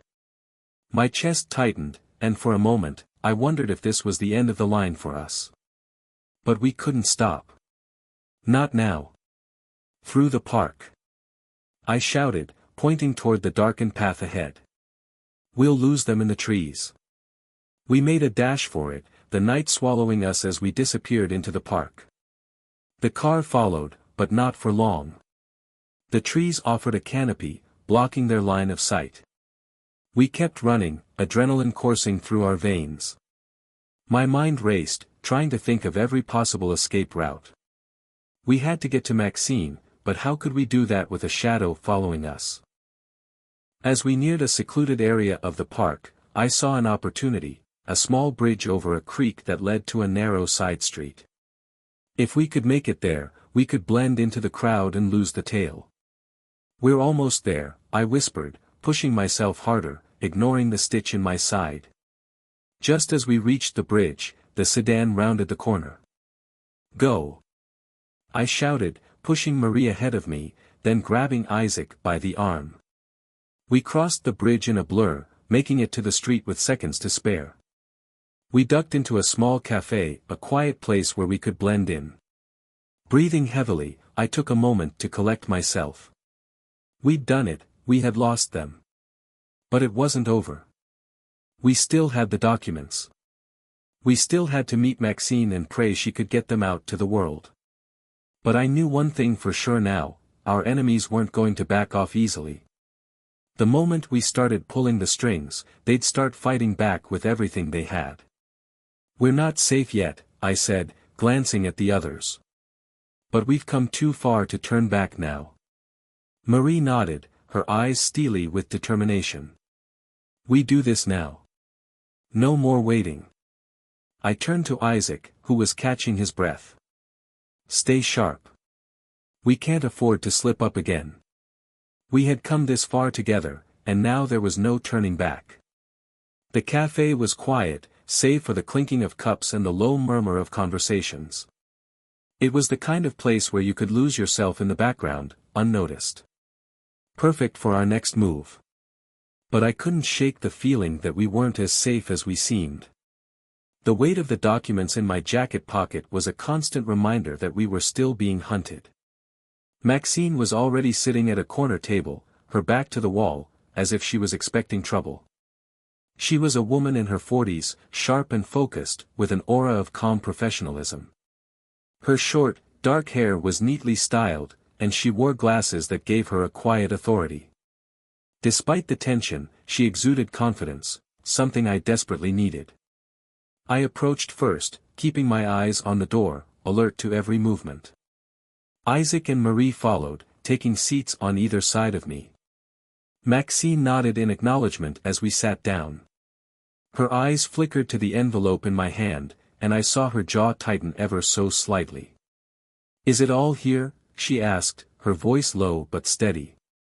I passed her the envelope without hesitation. "Everything you need. The truth about the corruption at the highest levels. The chief of staff's involvement, the payments to silence witnesses, the illegal deals. It's all there." She took the envelope, her fingers brushing mine briefly. For a moment, her gaze flickered to the street outside, as if checking for tails. "And you're sure about this?" "We wouldn't be here if we weren't," Isaac replied, his tone sharp. "We've already been followed once tonight. Time is running out." Maxine nodded. She didn't need to be told twice. "I'll make sure this sees the light of day," she said, her expression hardening. "You've done the hard part. Now I'll take it from here." There was a tense silence between us, a moment ere the enormity of what we were about to do seemed to hang in the air. This wasn't just a story.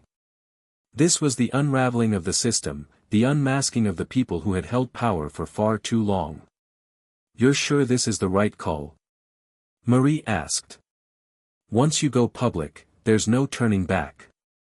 They'll come after you too." Maxine's lips curled into a faint smile. "I've been threatened before. But the truth is a weapon. It's the one thing they can't control." I admired her resolve, but there was a sinking feeling in my gut. What if we were wrong? What if this wasn't the final blow, but the spark that started something even darker? "We can't afford any mistakes," I said, my voice barely above a whisper. "You understand that, right? This isn't just about exposing them, it's about surviving." Maxine met my gaze, her eyes steady. "I know. Don't worry about me. I've been doing this for years. I'll make sure the story gets out. And when it does, the world will know who they really are." I wanted to believe her. I had to. She tucked the envelope into her bag, standing up. "I'll be in touch. Stay safe. And stay off the radar. They'll be watching." As she left the cafe, I couldn't shake the feeling that we had just set something in motion, something we couldn't control anymore. It was out of our hands now. The documents were in the right place, but how far would they go before the system tried to crush them? "We've done what we can," Isaac said, his voice calm but filled with an edge. "Now we wait." I nodded. There was nothing else to do. The hard part was over. We had exposed the corruption, handed the world the truth. But as Maxine disappeared into the night, I couldn't help but wonder if it would be enough. The next few days were a blur. We stayed off the grid, moving from place to place, always looking over our shoulders. News didn't break immediately, but the tension in the air was palpable. It felt like something was about to shift. Every moment of quiet only heightened the anticipation. We were all waiting for the inevitable fallout. Then, on the fourth day, it happened. A sudden, unexpected surge of news reports flooded the media, all focused on the story Maxine had promised to expose. The documents we had handed over were now front-page news, and the world was finally getting a glimpse of the web of corruption that had been spun in the highest echelons of power. But it wasn't just the chief of staff that was implicated. There were others, senators, high-ranking officers, businessmen, and more. The scope of the scandal was far greater than we could have imagined. The story hit like an avalanche, sweeping across news channels, social media platforms, and print outlets. The immediate response was a flurry of denials. Those named in the documents were scrambling to control the narrative, calling the reports fabrications and political sabotage. But the damage was already done. The truth was out there, and it was only a matter of time before the public began to demand answers. The calls came next, first to my phone, then to Isaac's and Marie's. People we didn't know, reporters, activists, even some politicians, all wanting to know what we knew. The pressure was mounting, but we couldn't back down now. Then came the warning. A simple text, just a few words. "You're next." It was a message I had feared for days, but seeing it in black and white made it all the more real. They knew we were still out there. And if they wanted to keep their secret safe, we were going to be a problem they'd have to eliminate. Isaac glanced at the message over my shoulder, his face darkening. "They're coming for us. We need to get out of here." I looked at him, feeling the weight of the decision. We had started this fight, but now it seemed like the fight had become personal. And we weren't going to be able to run forever.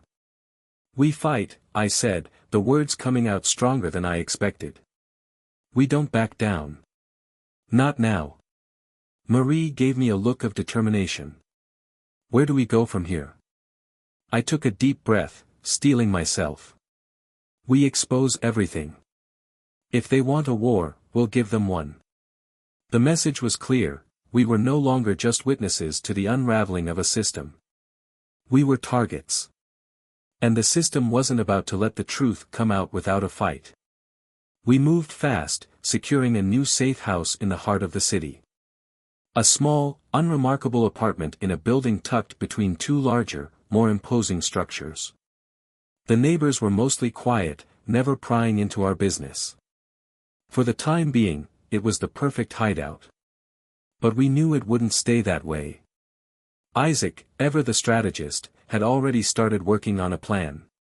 His mind was always moving, calculating risks, finding angles. He'd been invaluable, both in terms of handling the situation and keeping us grounded. Marie, on the other hand, was silent.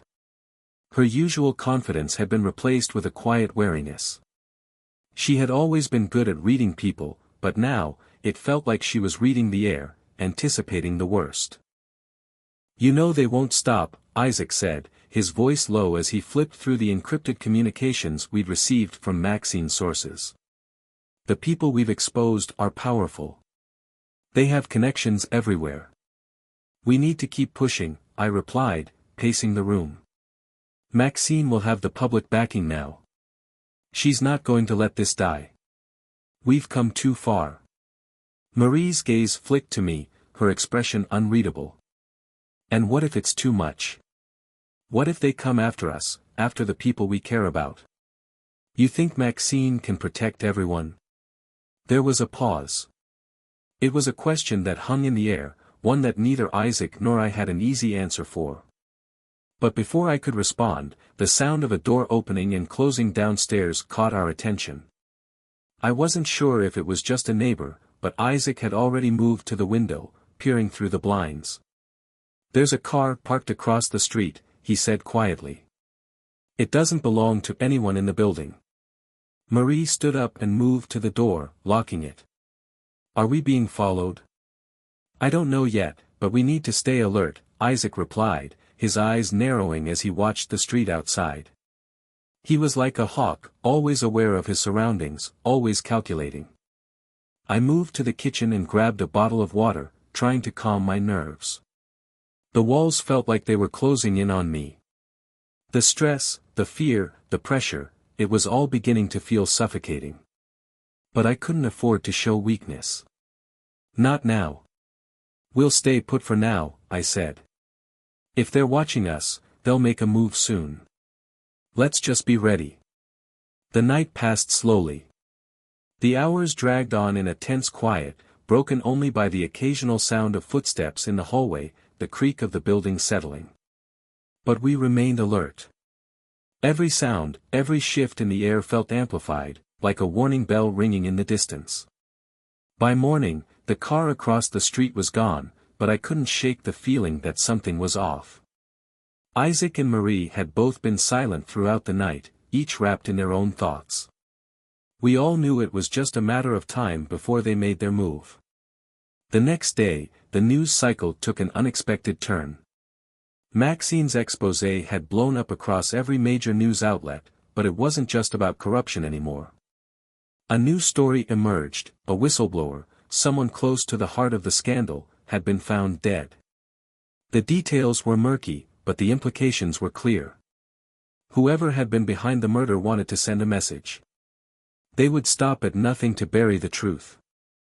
It was all over the headlines: whistleblower found dead under mysterious circumstances. The name of the victim was barely mentioned, but I recognized it immediately. It was someone we'd worked with in the past, someone who had tried to help us. And now, they were gone. "We're next," Marie whispered, her voice cold. I didn't respond right away. The reality of what was happening was hitting me harder than I wanted to admit. This wasn't just a fight for justice anymore. It was a fight for survival. "We need to move, now," Isaac said, his tone sharp. "They've killed to silence this. We can't stay here." I looked at them both, my mind racing. "But we can't stop now. If we run, if we go into hiding, it's over. Everything we've done so far will be for nothing." Maxine had made it clear, the truth had to come out. We had to keep going, even if it meant putting our lives on the line. I took a deep breath. "We're not stopping. We finish what we started. But we need to be smart about this. We need to find out who's behind all of this and bring them down before they can do any more damage." Isaac nodded, his expression hard. "Agreed. We find the people pulling the strings. Then, we take them down." We spent the next few days digging deeper. Every lead we followed seemed to bring us closer to something bigger. We found connections between the corrupt politicians, businessmen, and even law enforcement. The threads were pulling us into a tangled web of power and influence that reached farther than we could have imagined. But the more we uncovered, the more dangerous things became. They knew we were getting closer. The threats were becoming more direct. The warning messages, the cryptic phone calls, the strange people who seemed to be watching us, it was all escalating. Then came the night that changed everything. We were meeting with a contact, a former insider who had worked with one of the key players in the scandal. He had information that could take everything down, but he'd been hard to reach. When we finally secured the meeting, I knew it was risky. But I also knew that if we didn't push forward, we would lose everything. We arranged to meet in an alley behind an old warehouse, an unlikely place to be ambushed, if we were careful. The contact never showed. Instead, we were met with the sharp, cold click of a gun being cocked. The tension in the air was thick enough to cut with a knife. The alley was eerily quiet, save for the sound of our breaths and the faint hum of distant traffic. We were standing in the shadow of the warehouse, trying to keep out of sight, our backs pressed against the cold brick wall. Then, I heard it.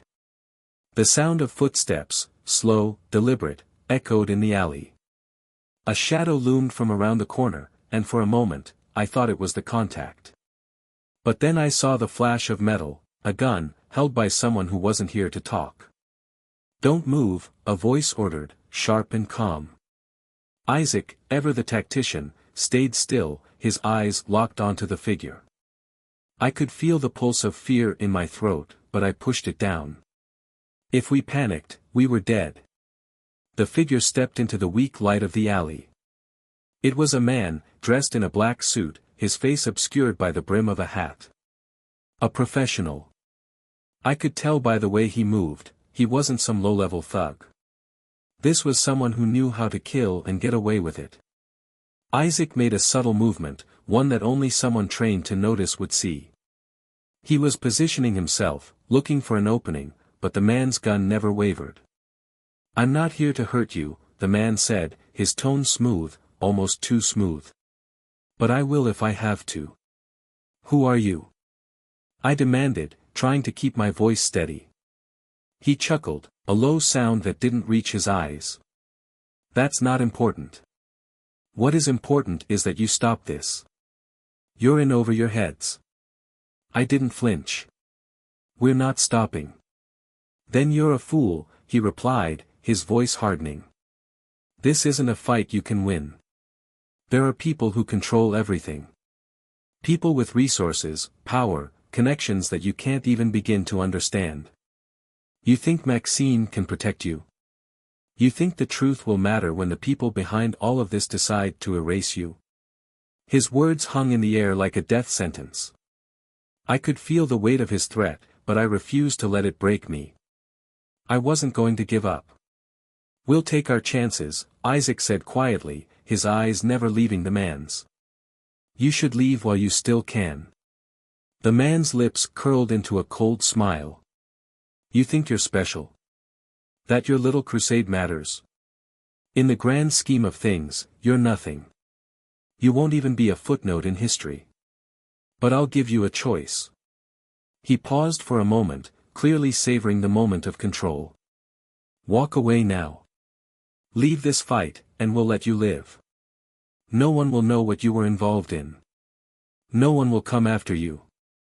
It was tempting. More tempting than I wanted to admit. To walk away, to drop everything and try to live a life free from the fear and danger that had followed us for so long. But I knew it wasn't an option. Not anymore. "We're not walking away," I said, my voice steady, though my heart raced. "And you're not going to stop us." The man's eyes narrowed, and I could see the calculation in his gaze. For a moment, I thought he was going to shoot us both right then and there. But instead, he sighed, lowering his gun slightly. "You really don't get it, do you?" he said, his voice suddenly quieter. "You're playing with forces you can't even comprehend. But I'll give you one last piece of advice: be careful who you trust. You never know who's really in your corner." And just like that, he was gone, vanishing into the shadows of the alley. The silence that followed was deafening. Isaac and Marie exchanged glances. Neither of them spoke for a long time. "I don't trust him," Isaac finally said, his voice tight. "But we need to be careful. This is bigger than we thought." "Yeah," Marie added, her voice sharp. "He's right about one thing. We need to figure out who we can really count on." I nodded, my mind racing. We had been trying to expose a network of corruption, but it seemed like the corruption went even deeper than we realized. It wasn't just a few bad apples, it was the whole tree. And that meant we had to be strategic, even more than we'd been before. "There's something else going on here," I said. "We've been working under the assumption that it's just about the money, the power. But it's more than that. Someone's pulling strings, and they're not going to let us get away with this." Isaac nodded. "We need to find out who. We need to go deeper. If we can expose the right people, we can bring the whole system down. But we can't do it alone," Marie added, her eyes scanning the street. "We need more help. And we need to be sure of who we're trusting." The next few days were filled with planning. We reached out to every contact we had left, trying to build a coalition of allies. But trust was a rare commodity, and even the smallest mistake could lead to disaster. We had to be careful, more careful than ever. Then came the call. It was from Maxine. Her voice was strained, urgent. "We have a problem," she said, her words clipped. "Someone's been feeding information to the opposition. I think we've got a mole." My heart sank.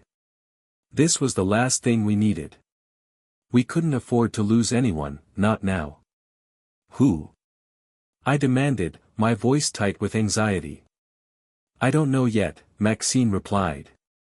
"But we're working on it. The leaks are coming from inside." We had no choice but to keep moving forward, even with the risk of betrayal looming over us. Whoever the mole was, they had to be stopped. And quickly. We spent the next several days trying to root out the leak. But it wasn't easy. Every conversation felt like it was being watched, every message could be intercepted. It was like we were running in circles, always one step behind.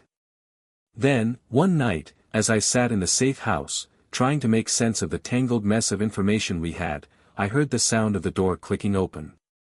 I looked up, my heart racing. Marie stood in the doorway, her face pale. "They know," she whispered, her voice shaking. "They found us. We were running out of time." Marie's words hung in the air like a death sentence, their weight pressing down on my chest. They knew. Whoever they were, they knew everything. And if they were coming for us, we were already too late to stop it. Isaac's voice broke through the tension. "We have to move. Now." I nodded, standing up quickly. The safe house, which had been our sanctuary for weeks, now felt like a trap. The walls, once reassuring, now seemed to close in on us. I could hear the sound of boots outside, the unmistakable rhythm of someone searching. They were closing in. "We're not prepared for this," I muttered, grabbing my bag and stuffing in whatever I could. Our plan had always been to stay one step ahead, but now we were on the back foot, scrambling. Isaac's face was hard, his eyes focused. "We don't need to be prepared. We just need to get out." "Where will we go?" Marie asked, her voice trembling but determined. "We can't just run forever. We need answers." "There are no answers in hiding," I said, pulling my jacket on. "We need to find out who's behind this, or we'll never be safe." "Are you sure?" Marie asked. "The longer we stay in the game, the more dangerous it gets." "I'm sure," I said, meeting her gaze. "We expose the truth, we bring them down. That's the only way out." Before anyone could say more, a loud bang echoed through the door. Someone was trying to force it open. Isaac grabbed my arm, pulling me toward the back exit. We had no choice but to run. We sprinted down narrow streets, ducking into alleys and avoiding the main roads. It was hard to tell if we were being followed, but I felt the weight of every step, as if the entire world was hunting us. The city felt different now, less like home and more like a maze. Isaac led the way, his instincts sharp as ever. We moved in silence, trusting him to keep us on track. I couldn't help but feel like we were being funneled into something, some trap we hadn't seen yet. We stopped only once we reached the edge of town, at a secluded motel we had used in the past as a fallback point. The building looked abandoned, and the smell of stale air hit me as soon as we stepped inside. We were safe for the moment, but I knew it wouldn't last long. Isaac locked the door behind us and immediately set to work securing the windows. "Where's Maxine?" Marie asked, her eyes scanning the room nervously. "She's working on it," I said, trying to sound confident. "She's got some leads on who the mole might be. We'll figure it out." But I couldn't shake the feeling that we were already too deep. Whoever had infiltrated our group was closer than we realized. "I don't think it's Maxine," Isaac said, as if reading my thoughts. "She's been too consistent. This mole has to be someone else, someone who's been feeding them information for weeks, maybe months." "So who do we trust?" Marie asked. I shook my head. "That's the problem. We don't know. And if the people we trust are the ones feeding information to the other side, we're already dead. There was a knock at the door. We froze. The timing was too perfect, the threat too close. Isaac grabbed a gun from his bag, his movements swift. I felt the adrenaline surge, but it was quickly drowned by a gnawing fear. Every time something like this happened, it felt like we were getting closer to a breaking point. "Stay quiet," Isaac whispered, crouching low and positioning himself near the door. "I'll check it." I didn't argue. We all knew what was at stake. Isaac moved to the peephole, his eyes narrowing as he surveyed whoever was outside. Then he stepped back, slowly lowering his weapon. "It's Maxine," he said, his voice steady but wary. I let out a breath I didn't realize I'd been holding. But just as quickly, my worry returned. Why had Maxine waited this long to check in? Why hadn't she called? Isaac opened the door cautiously, and Maxine stepped inside, her face drawn with exhaustion, her usual confident demeanor replaced by something else, something darker. "You're late," Isaac said, his voice tense. "I had to be sure I wasn't followed," Maxine replied, her voice low. "The leak runs deeper than we thought." "What do you mean?" I asked, stepping forward. Maxine looked around the room, checking every corner as if she expected someone to jump out at her. "I've been digging," she began, pulling out a folder from her bag. "The mole isn't just in our circle. They've infiltrated the entire network. Whoever they are, they've been feeding intel to the other side for months. And now, they're moving in." "They?" Marie echoed. "Who's they?" Maxine set the folder down on the table. "It's the same people who've been pulling the strings from the beginning. The ones who want to keep the corruption hidden. They're not just businessmen. They're tied to government officials, to the law, to everything that keeps this system running." I felt a cold shiver crawl down my spine.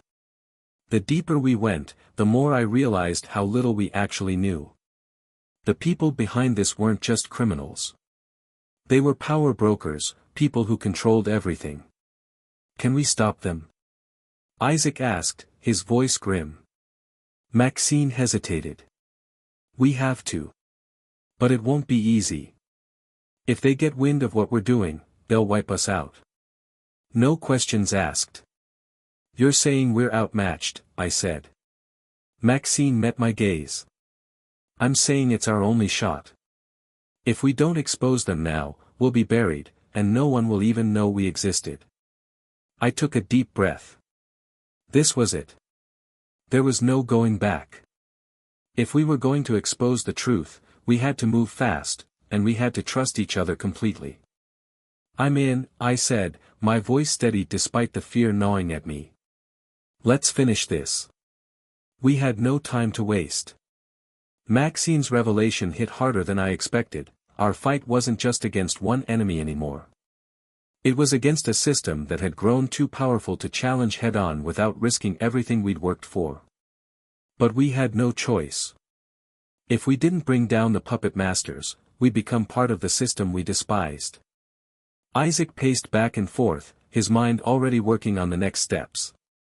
His eyes were narrow, calculating. He looked like he was preparing for war. "Maxine," he started, his voice calm but firm. "What's our first move?" Maxine's eyes flicked to me before returning to Isaac. She didn't answer immediately, her lips pressed together as if weighing the consequences of every word. "First, we need proof," she said at last. "It's not enough to just know. We need something tangible, documents, footage, anything we can take straight to the media. We'll expose them, make it public, and then we hit them where it hurts." "Where?" Marie asked, her brow furrowed. "The government? The people who control the media?" Maxine nodded. "Exactly. But we're not just fighting the people who own the power. We're fighting the ones who control the narrative. If we can get the truth out, the public will do the rest. But we have to be smart about it. I felt a tightening in my chest. Smart meant careful, and careful meant we couldn't afford another mistake. Not when the stakes were this high. How do we get this proof?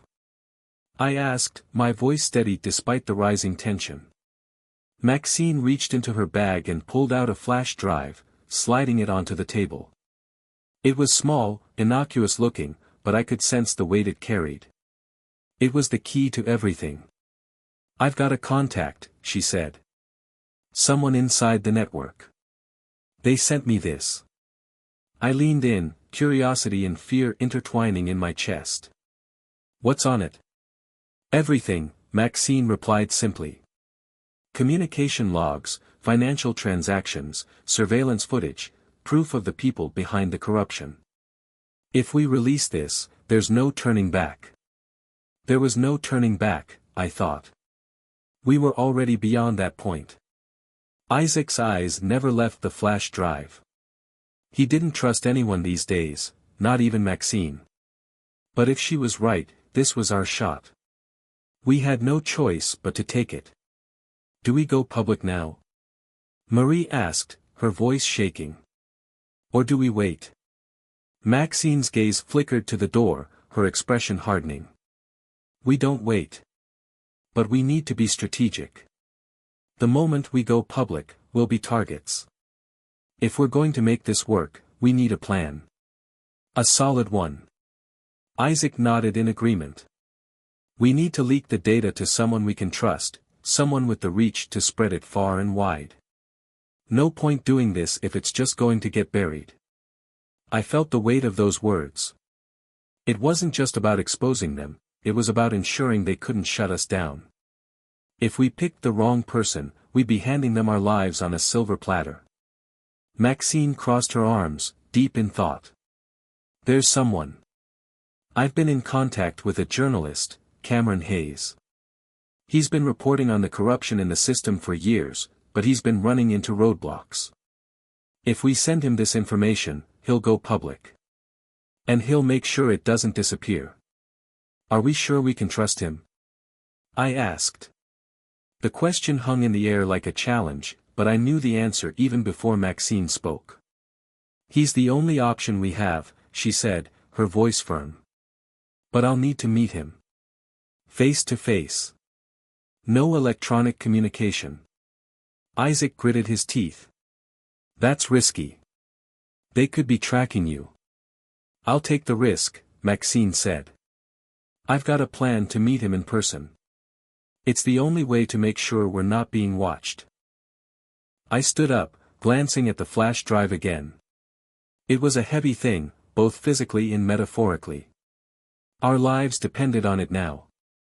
What's next? I asked, feeling the weight of responsibility settle on my shoulders. Maxine looked around at each of us. We stick together. We don't trust anyone else. Not until we have the public on our side. If we can expose them, we win. But we have to move fast. It was late when we left the motel. We couldn't afford to draw attention, so we slipped through the back alleyways, careful to avoid any potential surveillance. Our journey took us through quiet streets, under flickering streetlights, until we reached a nondescript cafe in the heart of the city. Maxine told us to wait outside while she went in. Isaac and I took up positions in nearby corners, our eyes scanning every face that passed by. Marie stood close, her eyes alert, but there was a nervousness to her movements. She wasn't used to this kind of tension. None of us were. Maxine had been inside for what felt like hours, and I couldn't shake the sense of unease that had settled in my stomach. It wasn't just the tension of waiting, it was the weight of the decision we had made. Every moment that passed brought us closer to the point of no return. Suddenly, the door to the cafe opened. Maxine stepped out, her expression unreadable. Behind her was a man, tall, middle-aged, wearing a worn-out leather jacket. He had the look of someone who'd seen too much. His eyes locked onto mine, assessing, calculating. "This is Cameron," Maxine said, her voice steady. "We're ready." Cameron looked at each of us, his gaze sharp. "I've read your file," he said quietly. "I know what's at stake. But I don't need to be reminded of the risks." "Then you know why we're here," Maxine replied. "We've got the proof. It's yours, if you're ready to take it public." Cameron nodded, his face hardening. "I've been ready for years. Let's make sure the world knows what's been happening." We followed Cameron to a safe house, a place he used for work when things got too dangerous. It was a far cry from the comfort of the motel, but in times like these, comfort didn't matter. What mattered was getting the information out, making sure the world knew what we knew. Maxine handed over the flash drive. Cameron plugged it into a laptop and began copying the files, his fingers moving with practiced precision. As the files transferred, I felt a chill settle over the room. We were on the brink now. Once this data hit the public eye, everything would change. There would be no going back. The screen flashed to life, revealing pages of communications, encrypted files, and names we'd only heard whispered in dark corners. It was worse than we'd imagined. The reach of this corruption was far greater than we'd thought. But it was out there now. And we were ready to fight. The files had been sent. Cameron had used his secure connections to get the data into the right hands, into the media outlets that could be trusted to amplify the truth. But the silence that followed felt heavier than the weight of the world pressing down on us. Maxine stood by the window of the safe house, watching the night unfold outside. She was always like this before a storm, quiet, focused, her mind working through every possible outcome. I knew she was calculating the risks, weighing the possibility that they would come for us before the story gained traction. "We did it," Isaac said, his voice low, almost to himself. "We've done what we can," Maxine replied without turning around. "Now we wait." But waiting had never felt like an option for any of us. Every minute that passed felt like a countdown. We didn't know how long we had before the people we had exposed came after us, but we knew it wouldn't be long. The system had its ways of making things disappear, people, stories, evidence. Everything we'd done could be erased in an instant if we weren't careful. Marie shifted uneasily on the couch, her fingers tracing patterns on the armrest. "What if they come for us first?" she asked. "What if they shut it all down before anyone hears the truth?"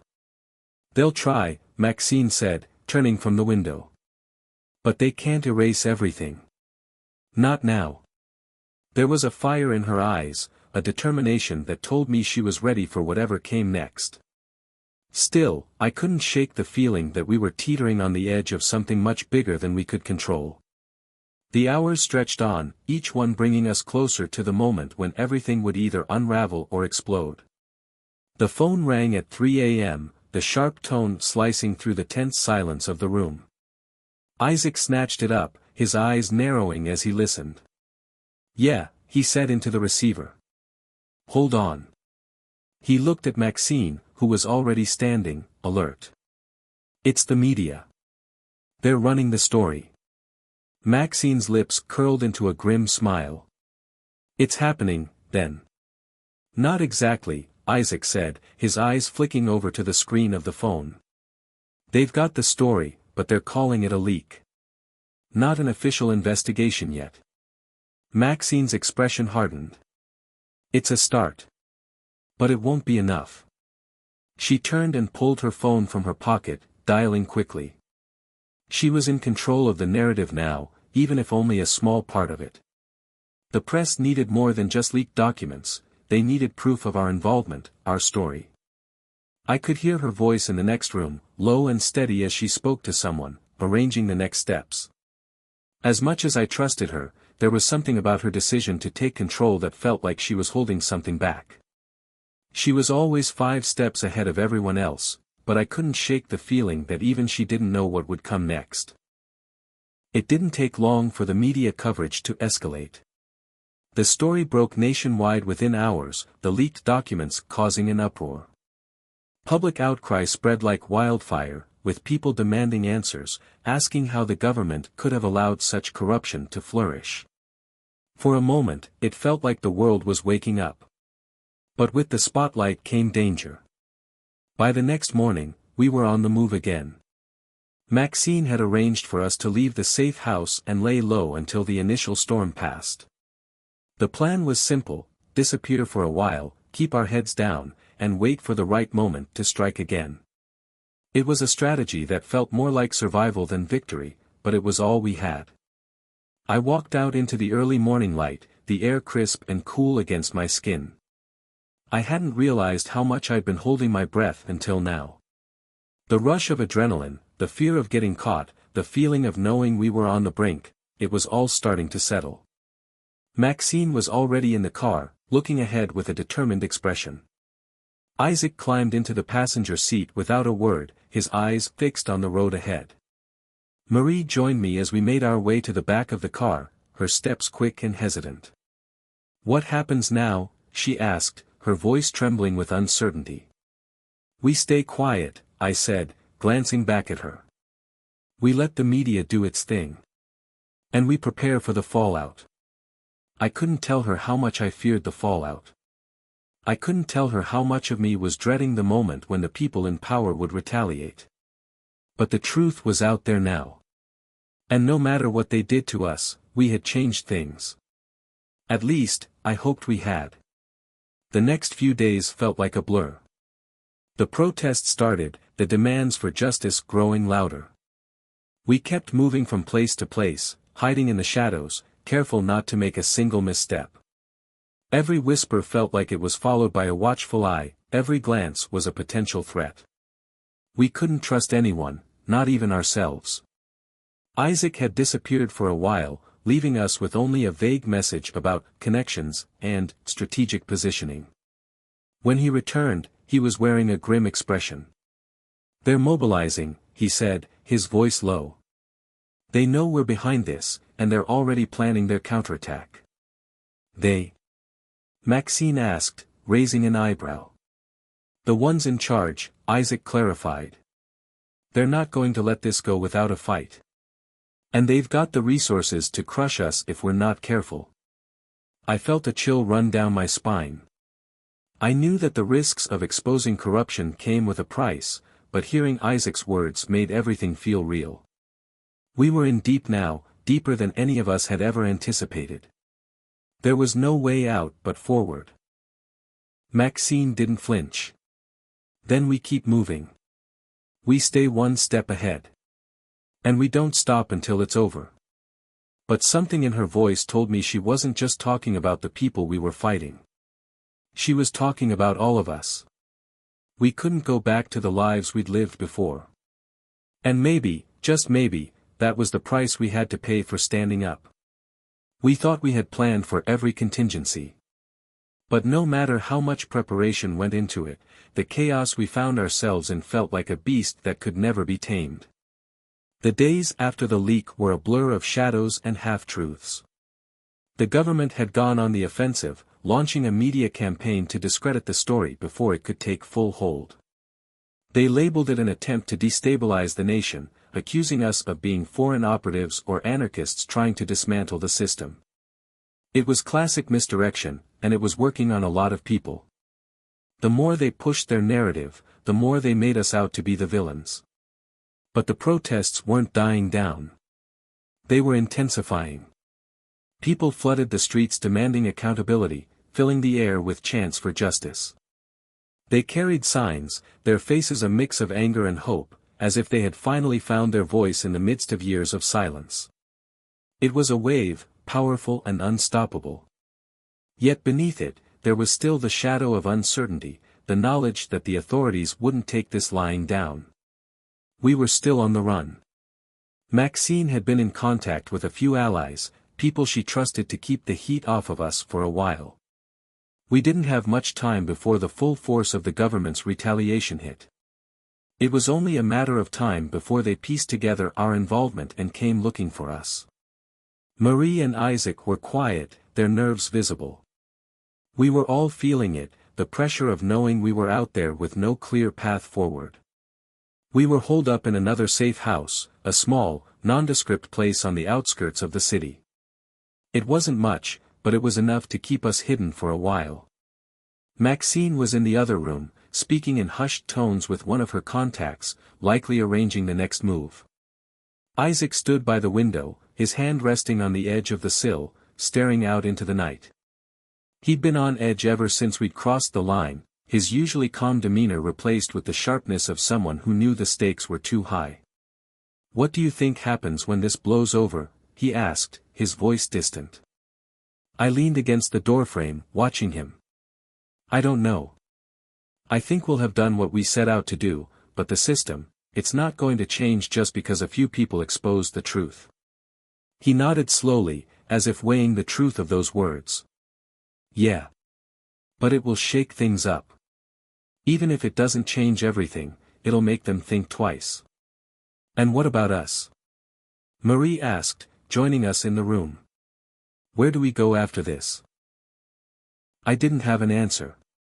We had all crossed a line, and there was no going back now.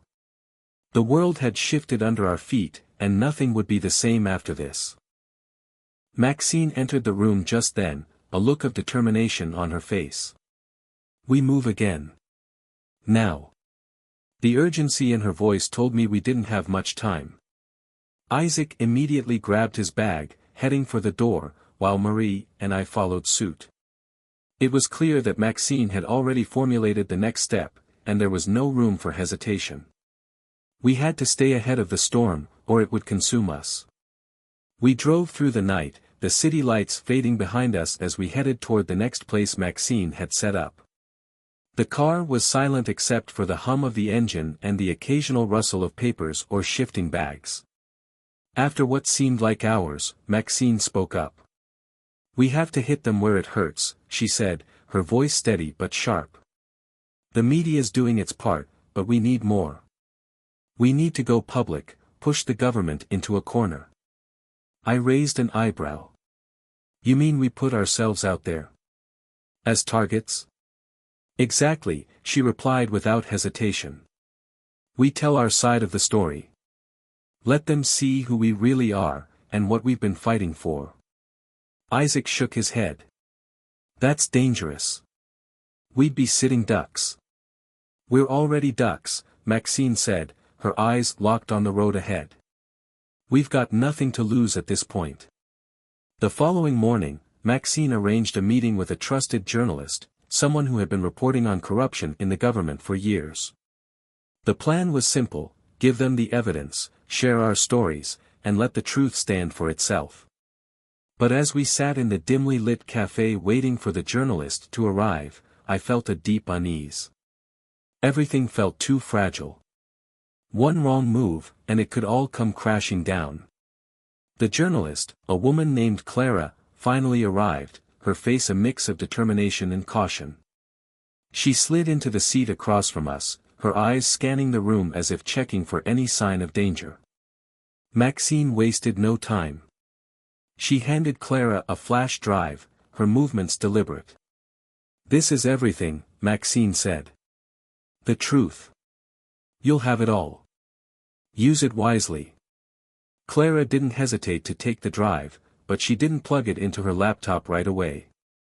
Instead, she glanced around, her voice low. "You're sure about this?" she asked. "Once I release this, there's no going back. You'll be hunted. You'll be the enemy."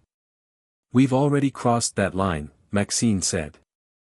"We don't have a choice anymore. The people deserve to know." Clara nodded slowly, her face softening for just a moment. Then she stood, slipping the flash drive into her bag. "I'll get to work," she said, her voice calm but heavy with the weight of the task ahead. We watched her leave, and in that moment, I realized that our fate was no longer in our hands. The truth was out there, and now we had to see where it would take us. As the hours passed, the tension in the air grew thicker. We knew the storm was coming, but we had no idea how bad it would be when it hit. The quiet that had settled over us was only the calm before the real chaos began. The world was waking up to the truth, and we were about to find out just how much it was willing to fight for. The night passed in a blur of restless energy. The clock seemed to slow, ticking in a way that felt heavier with each passing second. Every phone call we received, every message that pinged on our devices, held the possibility of the world crashing down around us. We had exposed the truth, but truth alone wasn't always enough to change anything, it had to be heard. And even then, would people care enough to risk their own safety for it? Maxine was glued to her phone, her eyes darting from one message to another, her jaw clenched tight. Marie sat beside her, her fingers tapping nervously on the armrest of the couch.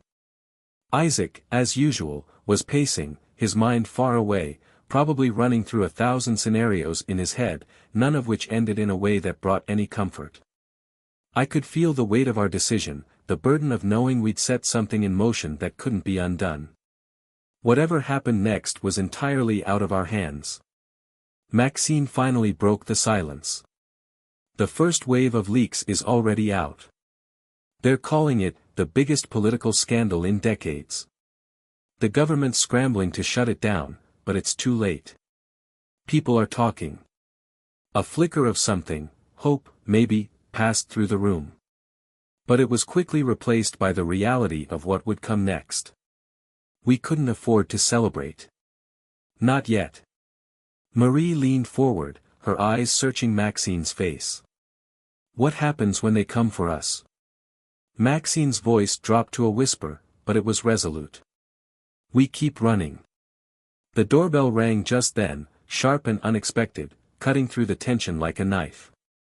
Isaac's hand moved to his waistband, where a gun was holstered. The rest of us stiffened, eyes widening, but Maxine immediately held up a hand, signaling him to stop.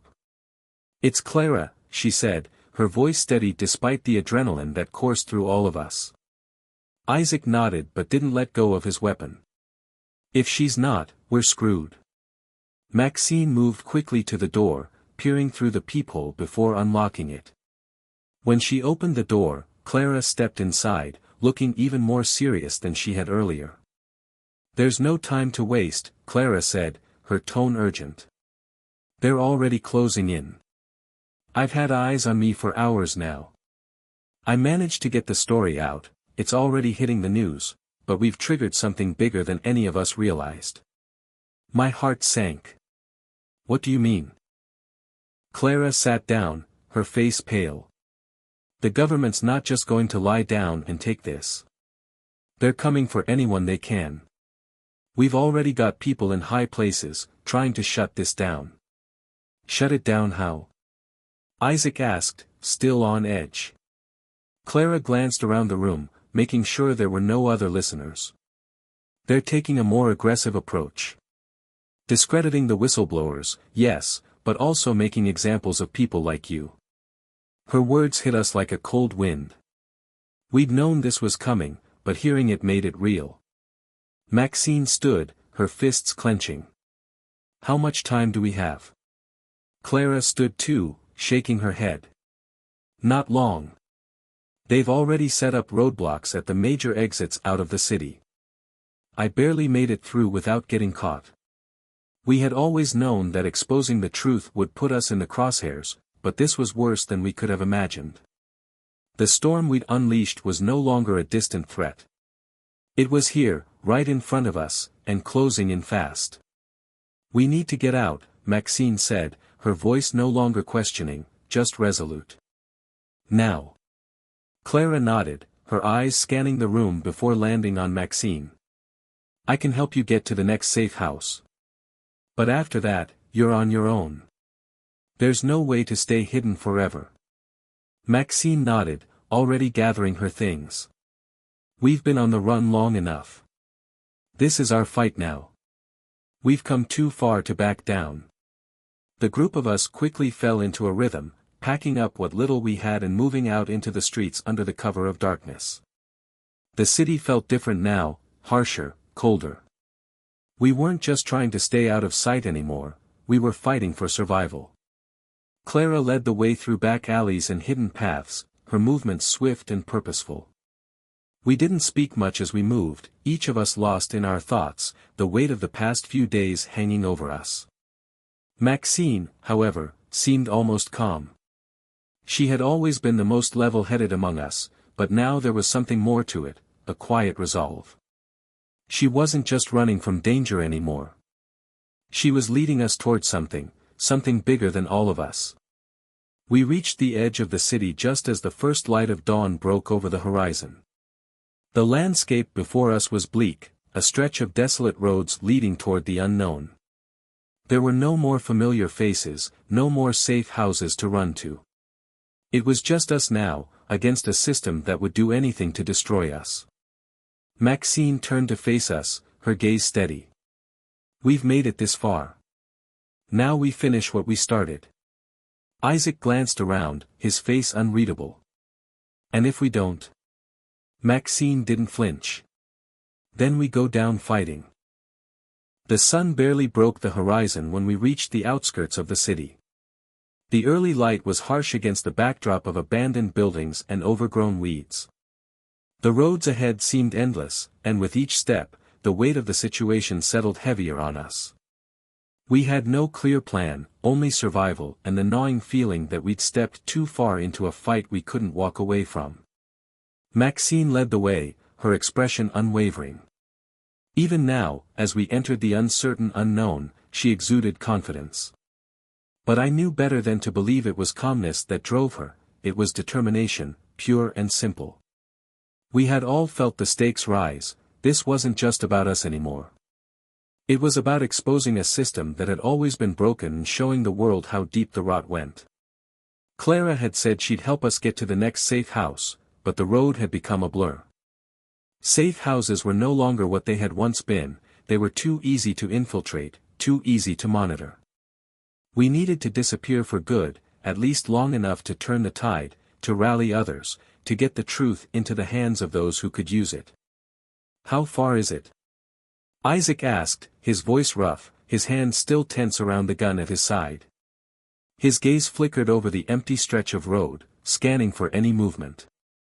Maxine didn't answer immediately, her eyes scanning the horizon.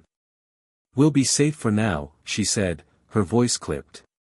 But once we reach the woods, we need to keep our heads down. No more risks. I'm sick of running, Marie muttered from behind us. She had been quiet for most of the morning, but the frustration was creeping into her voice. Every step we take, every move we make, they're just waiting for us to slip up. Why should we keep hiding? We've done enough. We've put it out there. Let them come. Maxine turned, her eyes hard. We keep running because the truth doesn't end with us. If we stop, we're just targets. And we don't want to become martyrs. The words hit like a slap, but I understood. We weren't ready to let the story end. Not like this. Clara stepped forward. The truth is out there, but it's not enough. It's just a spark. The fire will spread, but we need to fan the flames, keep pushing. Keep making noise. We'll need allies who can amplify what we've uncovered. Isaac's brow furrowed. What kind of allies? Who would risk it? Clara met his gaze directly. There are people in positions of power who will use this. They just need the right push. And there are organizations, activists, hell, even regular people, who want this fight. They just need someone to show them it's possible. Maxine's lips thinned, and for a brief moment, she seemed lost in thought. And if they don't?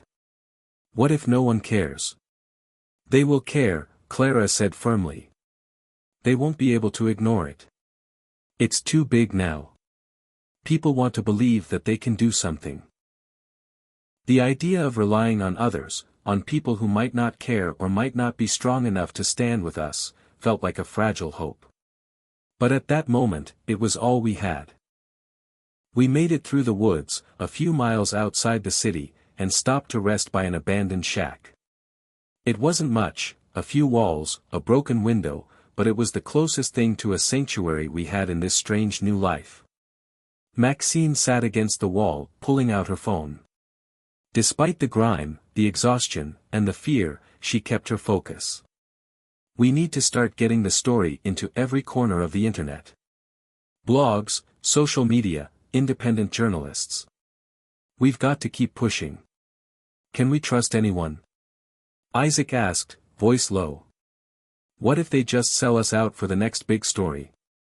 Maxine looked up at him, her gaze calculating. Trust has never been the issue.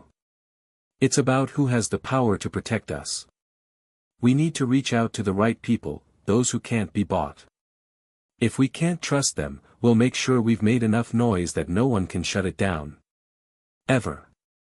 Clara stood up and paced around, her expression hardening. I've got contacts. There's a hacker group, one that's been stirring up trouble for the government for years. If they're on our side, we'll have the tools to get this everywhere. But if they're not, Isaac started. Then we'll have to find another way. The time for fear is over, Clara said. Her voice was steady, though her eyes betrayed the fear she was trying to suppress. We've got one shot at this. No turning back. Maxine gave a short nod. We don't have a choice. We do this, or everything we've worked for is buried under lies. Later that evening, after we'd gotten some much-needed rest, the plan was in motion. Clara's contacts had delivered information about a meeting, a rally that was planned to take place in the next few days, right in the heart of the city. The crowd was expected to be large, full of people disillusioned by the government, the system, and the lies that had kept them in the dark.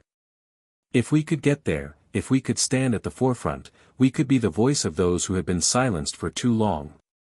But there was a risk. A big one. The government knew we were out there, and we wouldn't have much time before they found us again. We'd need to be ready for anything. Clara looked at us, her eyes steely. This is it. The fight starts now. We show them we won't be silenced, no matter what they throw at us.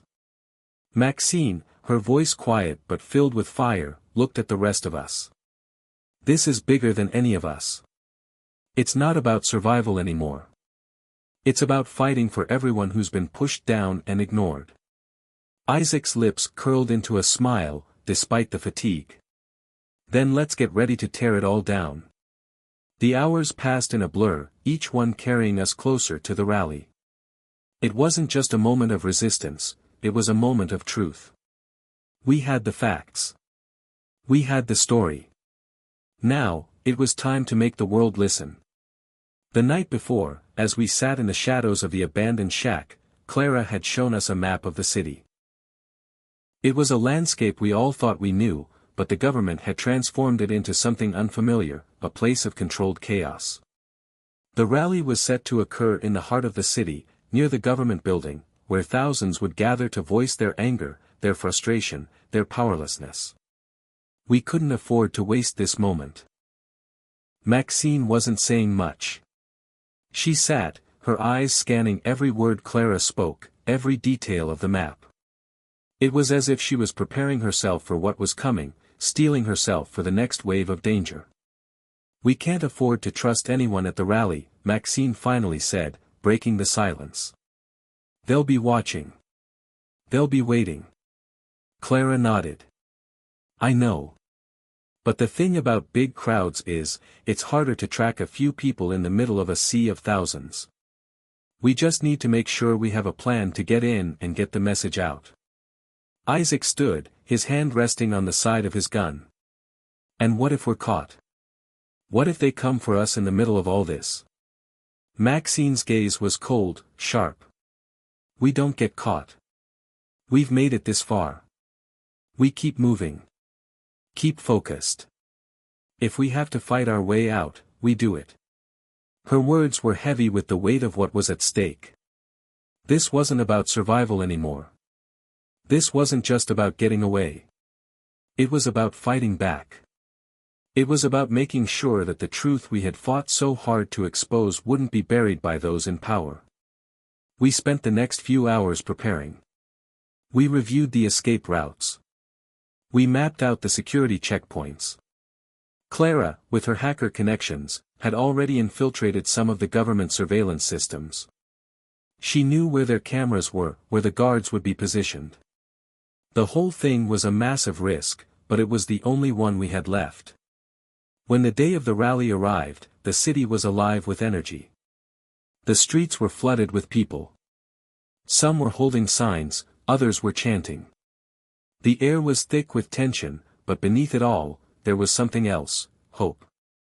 For the first time in a long time, it felt like people were starting to believe that they could actually change something. But as we moved through the crowds, I could see the unease in the eyes of the others. They were trying to blend in, trying to be just another face in the crowd.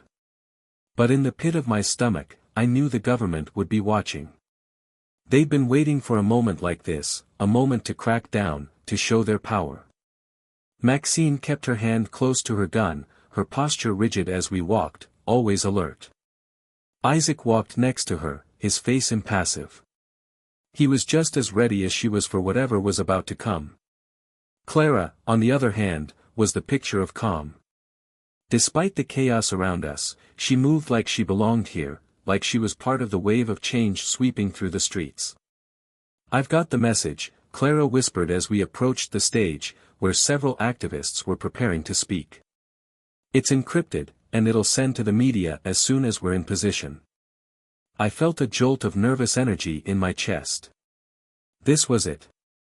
The point of no return. Maxine's voice was low and steady. "Stay close. No matter what happens, we move together. We don't stop until we've done what we came to do." We approached the stage, blending in with the protesters. The speakers were rallying the crowd, their voices rising above the din of shouting, and the sound of drums reverberated through the air. It was everything we had hoped for, a call to action, a call to arms. But as the speech began to peak, there was a sudden shift in the air, a quiet before the storm. I saw the first signs of it, then the second. A group of government agents, disguised as protesters, slipped through the crowd, subtly positioning themselves between us and the exits. The stage lights flickered for a moment. The drones overhead adjusted their angles. The trap was set. Maxine's voice was barely a whisper. "We're being boxed in." Clara didn't hesitate. She activated the signal, and within seconds, the encrypted video we had recorded, the footage of corruption, of manipulation, and the deaths of innocent people, was out there. It was live. It was happening. The crowd reacted almost immediately. Gasps. Shouts. The anger that had been bubbling just beneath the surface exploded into fury. But the government wasn't about to let this go down without a fight. A loud crack echoed through the air as the first shot rang out, followed by several more. People screamed as the agents moved in, guns drawn, crowd control measures deployed. It was chaos. A few protesters at the front tried to rush the stage, but the agents were already setting up barriers, forcing everyone back. Maxine pulled me toward the edge of the crowd, her hand tight around mine. "Move." We ran, slipping between bodies, pushing through the chaos. The sound of gunfire was deafening, the heat of the crowd pressing against us. We were close now, so close to the edge of the rally, where the escape route was. Then I heard it. The voice over a loudspeaker, distorted but unmistakable. "Do not resist. You will be detained. This is your final warning." It was too late for warnings. It was too late for anything. We had set the stage, and now we had to finish what we started. The game had changed. We weren't just survivors anymore. We were the spark, the moment when everything could either burn down or rebuild.